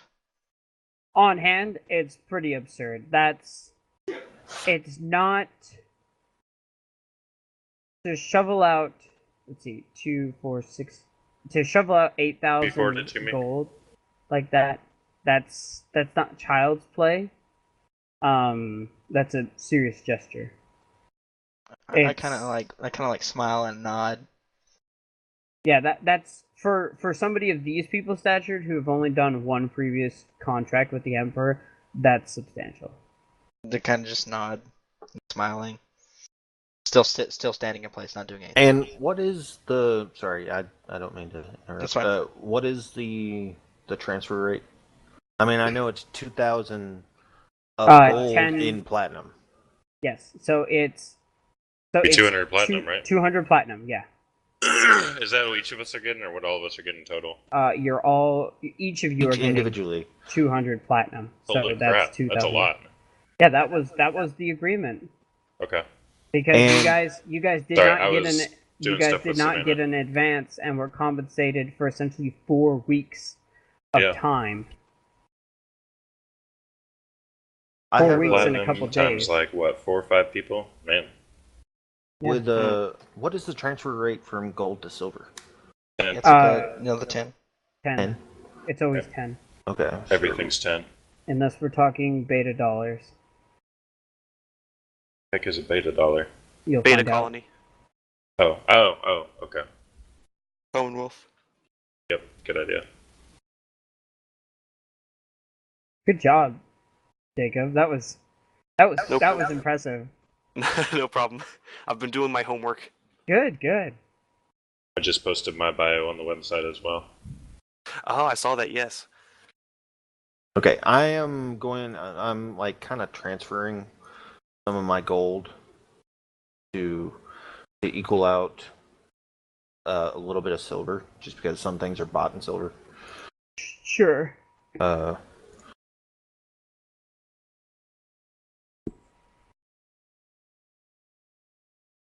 Well, and the Emperor speaks up again. There, I don't know about you fine folks, but it seems like this journey is not quite done yet, is it? 5 stones, 1 thing.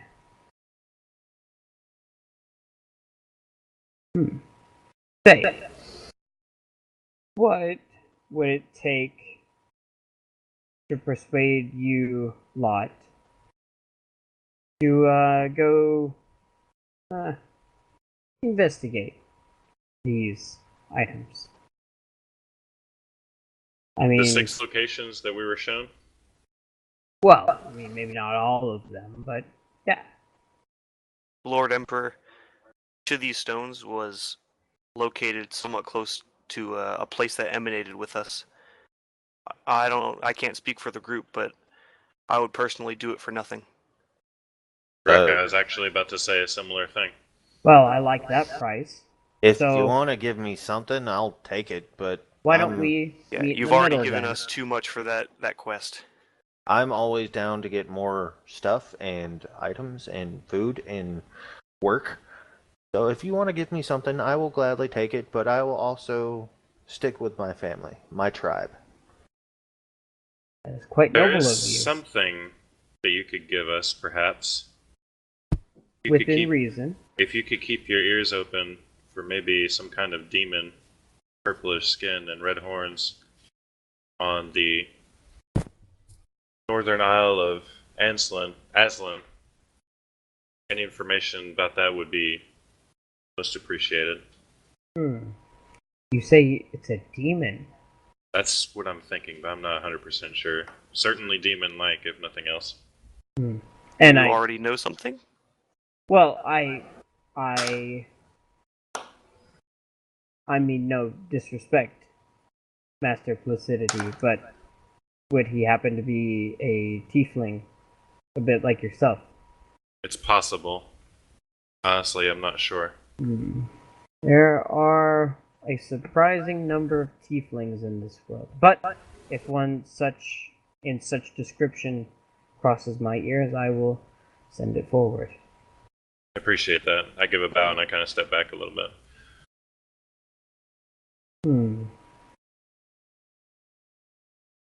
Of course, I could do something. I mean, after all, these places are quite far in between. And a little help along the way is never a bad thing, especially in foreign territory, where my ability to assist is greatly diminished. But I I have come into a collection of friends. Well, friends might not be the right word yet, but there are some wonderful people in this city. This city. That aren't even from this city. And I'm sure with the right persuasion, they might be able to tag along for the ride, if you catch my drift, in some of these more remote locations. Any little bit will help. Agreed. One thing that might help us on our journey is a bag of holding. I'm just gonna go ahead and throw that out there. It is true. We are going to be taking things across. Yeah, it might be better to have items like this. You know, that might be something that could be arranged.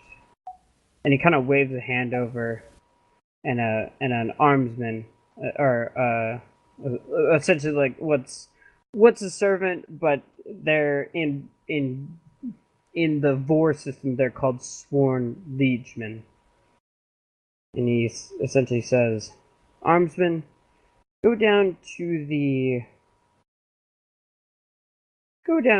Imperial wardrobe and see if we don't have a spare bag of holding." Yeah. The guy kind of nods and, "As you wish, sire," disappears off through some unseen door and gone from sight. Well, since you seem to have more skin in it than the Imperium does, other than the location in Cigar, is there a particular order that you would pursue these in? Can we see the world map? We do have a particular order that they were shown to us. That's true. The first one was to the east of Illyrica. Southeast of Illyrica, yeah. That's where I'm from. That would be the first place that I would suggest that we check. Do you think maybe they have to be searched in these orders? That was the order that we were shown them. I would just think, in Is my there vast wisdom, is one of them near the Aslan Isles?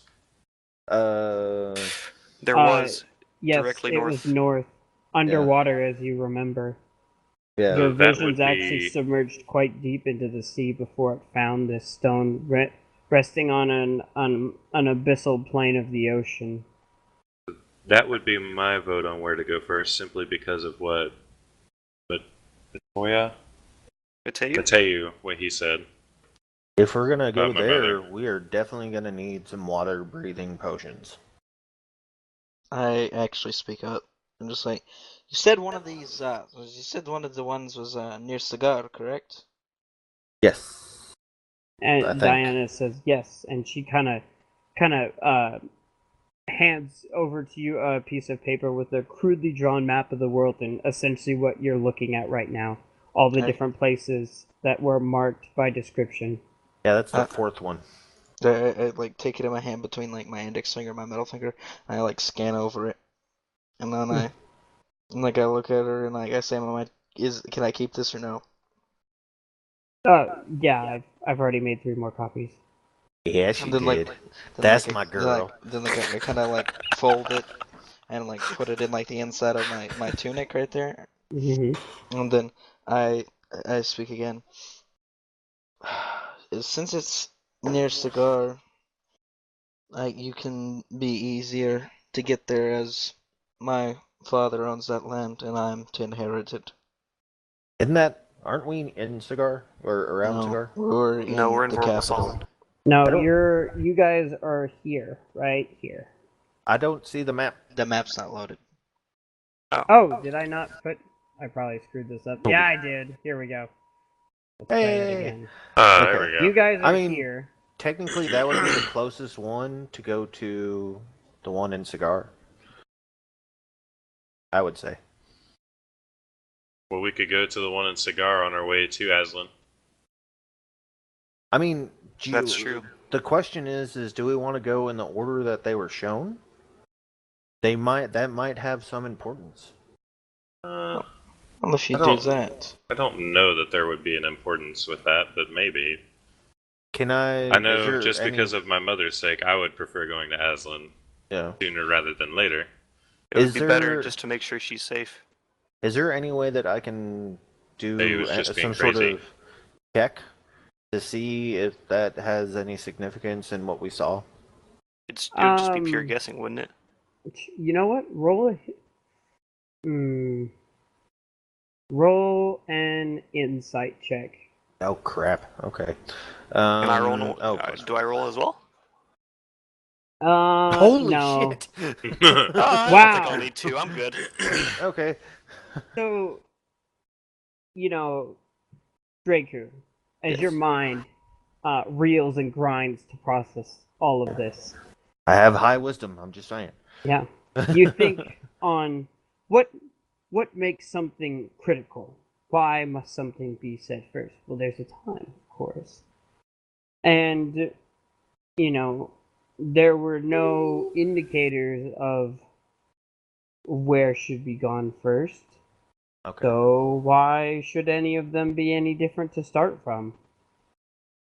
Well, I figure with the columns at the end that we saw, like I would assume that we would probably need something from all these other spots before we got to the columns. That Maybe, maybe not. okay?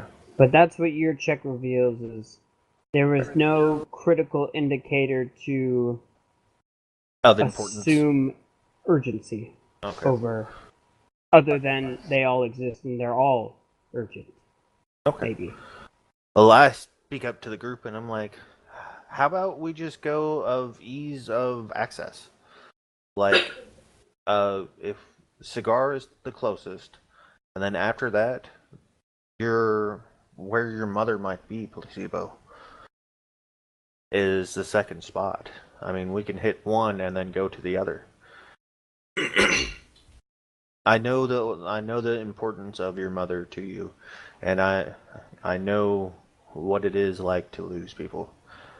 So I will put it in your hands as far as that goes, because you definitely want to know what's going on with your mother, and as one of my clansmen, member of my tribe, I understand. Well, I don't want to rush to rash, passionate decisions without thought. Do we have a reason that we would visit any of the other locations before Aslan? Just Cigar, just because it's closer. We can visit there on my boat. We can get there rather quickly and then move immediately to Asland. Let's do that. Let's get a cigar, then Aslan. We may need to pick up supplies to prepare us for possibly going underwater anyway. Is the Emperor still in here?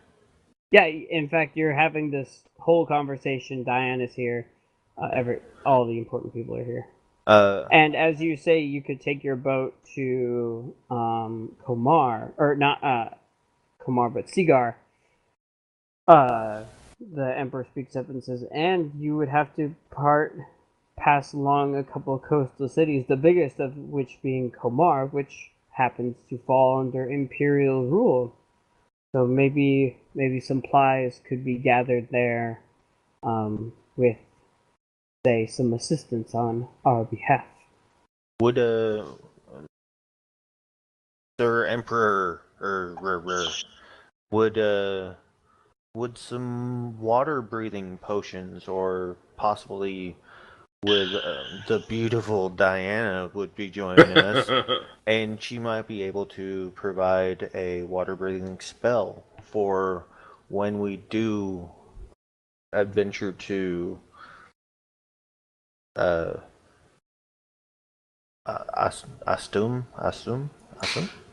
I believe the word you're looking for Osland. is, there you go. Yeah. And, well, I absolutely, given enough time, supplies, and resources. I mean, if it was, I couldn't have done it on that boat that we were on. It was incredibly fast. It was absolutely wonderful. And she kind of like gestures at the emperor that she means no offense, and he's like, meh, whatever. And she's like, but it would have just shaken my supplies too much. But if we had a slower ride or a smoother one, I'm sure I could whip up something in the time it would take to get there. It would be a long journey after all. And, what you said you had a boat, and she looks at you, Crack. Yes, I do. Her name's the Great Turtle. You love her. Of course. She goes nice and smooth. Smooth would be preferable for potions of such importance. Don't you worry, you can trust her to get you across the sea. Does that mean you're coming with us? Well, Wink. Wink, wink. considering I can't think of any other, and like as you wink and blatantly throw out this hook, completely ignores it as she kind of like looks up and thinks she's like, well, considering the fact that the closest alchemist I know is all the way in Beta Colony, it would only make sense and be responsible of me as my new job as in auditor of the Mystic, and she looks at the Emperor, who nods encouragingly, and she's like, so it would only make sense for me to go with you. Of course, if you'd have me along, I don't mean to intrude or anything. Oh, I will gladly have you by my side. As Draven says that, I think to him, like I like telepathically think to him, and I say, the last person one of the guy that hit on her is now a stain on the rug behind you. You see that lightning bolt stain? That's him. I talk to myself in my own mind, and I'm like, shut up, I'm trying to hit on somebody. And I'm like, so far, it hasn't failed me yet. His levels of stupid are too much for you to control. I love it. Like, it's so dumb. It's fantastic. That he just can't overcome it. You can't. It literally, Draven, your role playing is a testament to don't challenge stupid because they will drag you down to their level and beat you with experience. Yeah. I mean, you're killing it, my dude. Alright. So I'm gonna have to go to sleep here in a second. Okay, that's I'm assuming Savannah hasn't been with us. Yeah, I'm sure she's not for the past few minutes. She's been packing up the last little bit. So of why stuff. don't I think right here's a really good stopping point. Yeah. Wait, I do have to ask. Yes. Do we level up? Do we level up? Do we level up? Ooh. Oh, come on, we level up. I need that extra attack. This is gonna suck without an extra attack. I am going to say, or we could wait until we get to Cigar. For right now, no. You're still level 4. Damn. But maybe something could happen in Komar that would, I don't know, get you over that hump. Wait, Komar or Cigar? Well, we stopped by Komar on the way to Cigar. If you're sailing, if you're walking, you go from Vulnerable Solon to Seagar along the Delta Highway. But if you're sailing, you gotta go through the Sunken Strait, as it is the only way to get out of Vulnerable Solon. Yeah. Gotcha. Just before we end, can I look to the Emperor? Oh wait, he has to make his apology. Yeah. Can I look to the Emperor and be like, hey, can I use the room real quick? I'm gonna say no because I want the next time we pick this up where you guys are planning this out. I want Savannah to. She's got a big stake in this too. So your apology will have to wait till next. I also have a little bit to do with that, so I would like to wait as well. Yes. Okay. Yeah. No.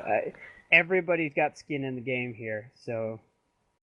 This will be interesting. I'm looking forward to this. Is now did I acquire a bag of healing? That individual has not returned yet. You will have to. Come on back! Come on back! You will have to wait. I will gladly be the bearer of stuff. Going for the good old grog, are we? Oh yeah. Oh jeez. I will stuff some very dead people in there. Everybody needs a good old grog in the party. Well, that was fun, guys. Well, I'm glad you guys are enjoying the story because Yes. now is when it really starts to get more towards instead of me directing the story, it's you guys directing the story. So. Well, Okay. I think the thing that we are definitely going to have to run into later on is we have a general idea, but we have no fucking clue where any of this shit is. That's the fun of it. We gotta find it out. Yes. Yeah. It's an adventure. Welcome I to mean, I D&D. know, Diana. And to that, we're going to end this session of the recording. Oh, yes. Good night. Good Thanks night. for stopping Thanks for by and joining listening us. the whole time. Yeah. You're wonderful, and we'll catch you next time. I thought that was as much fun as, or I hope it was as much fun for you as it was for me. Hey.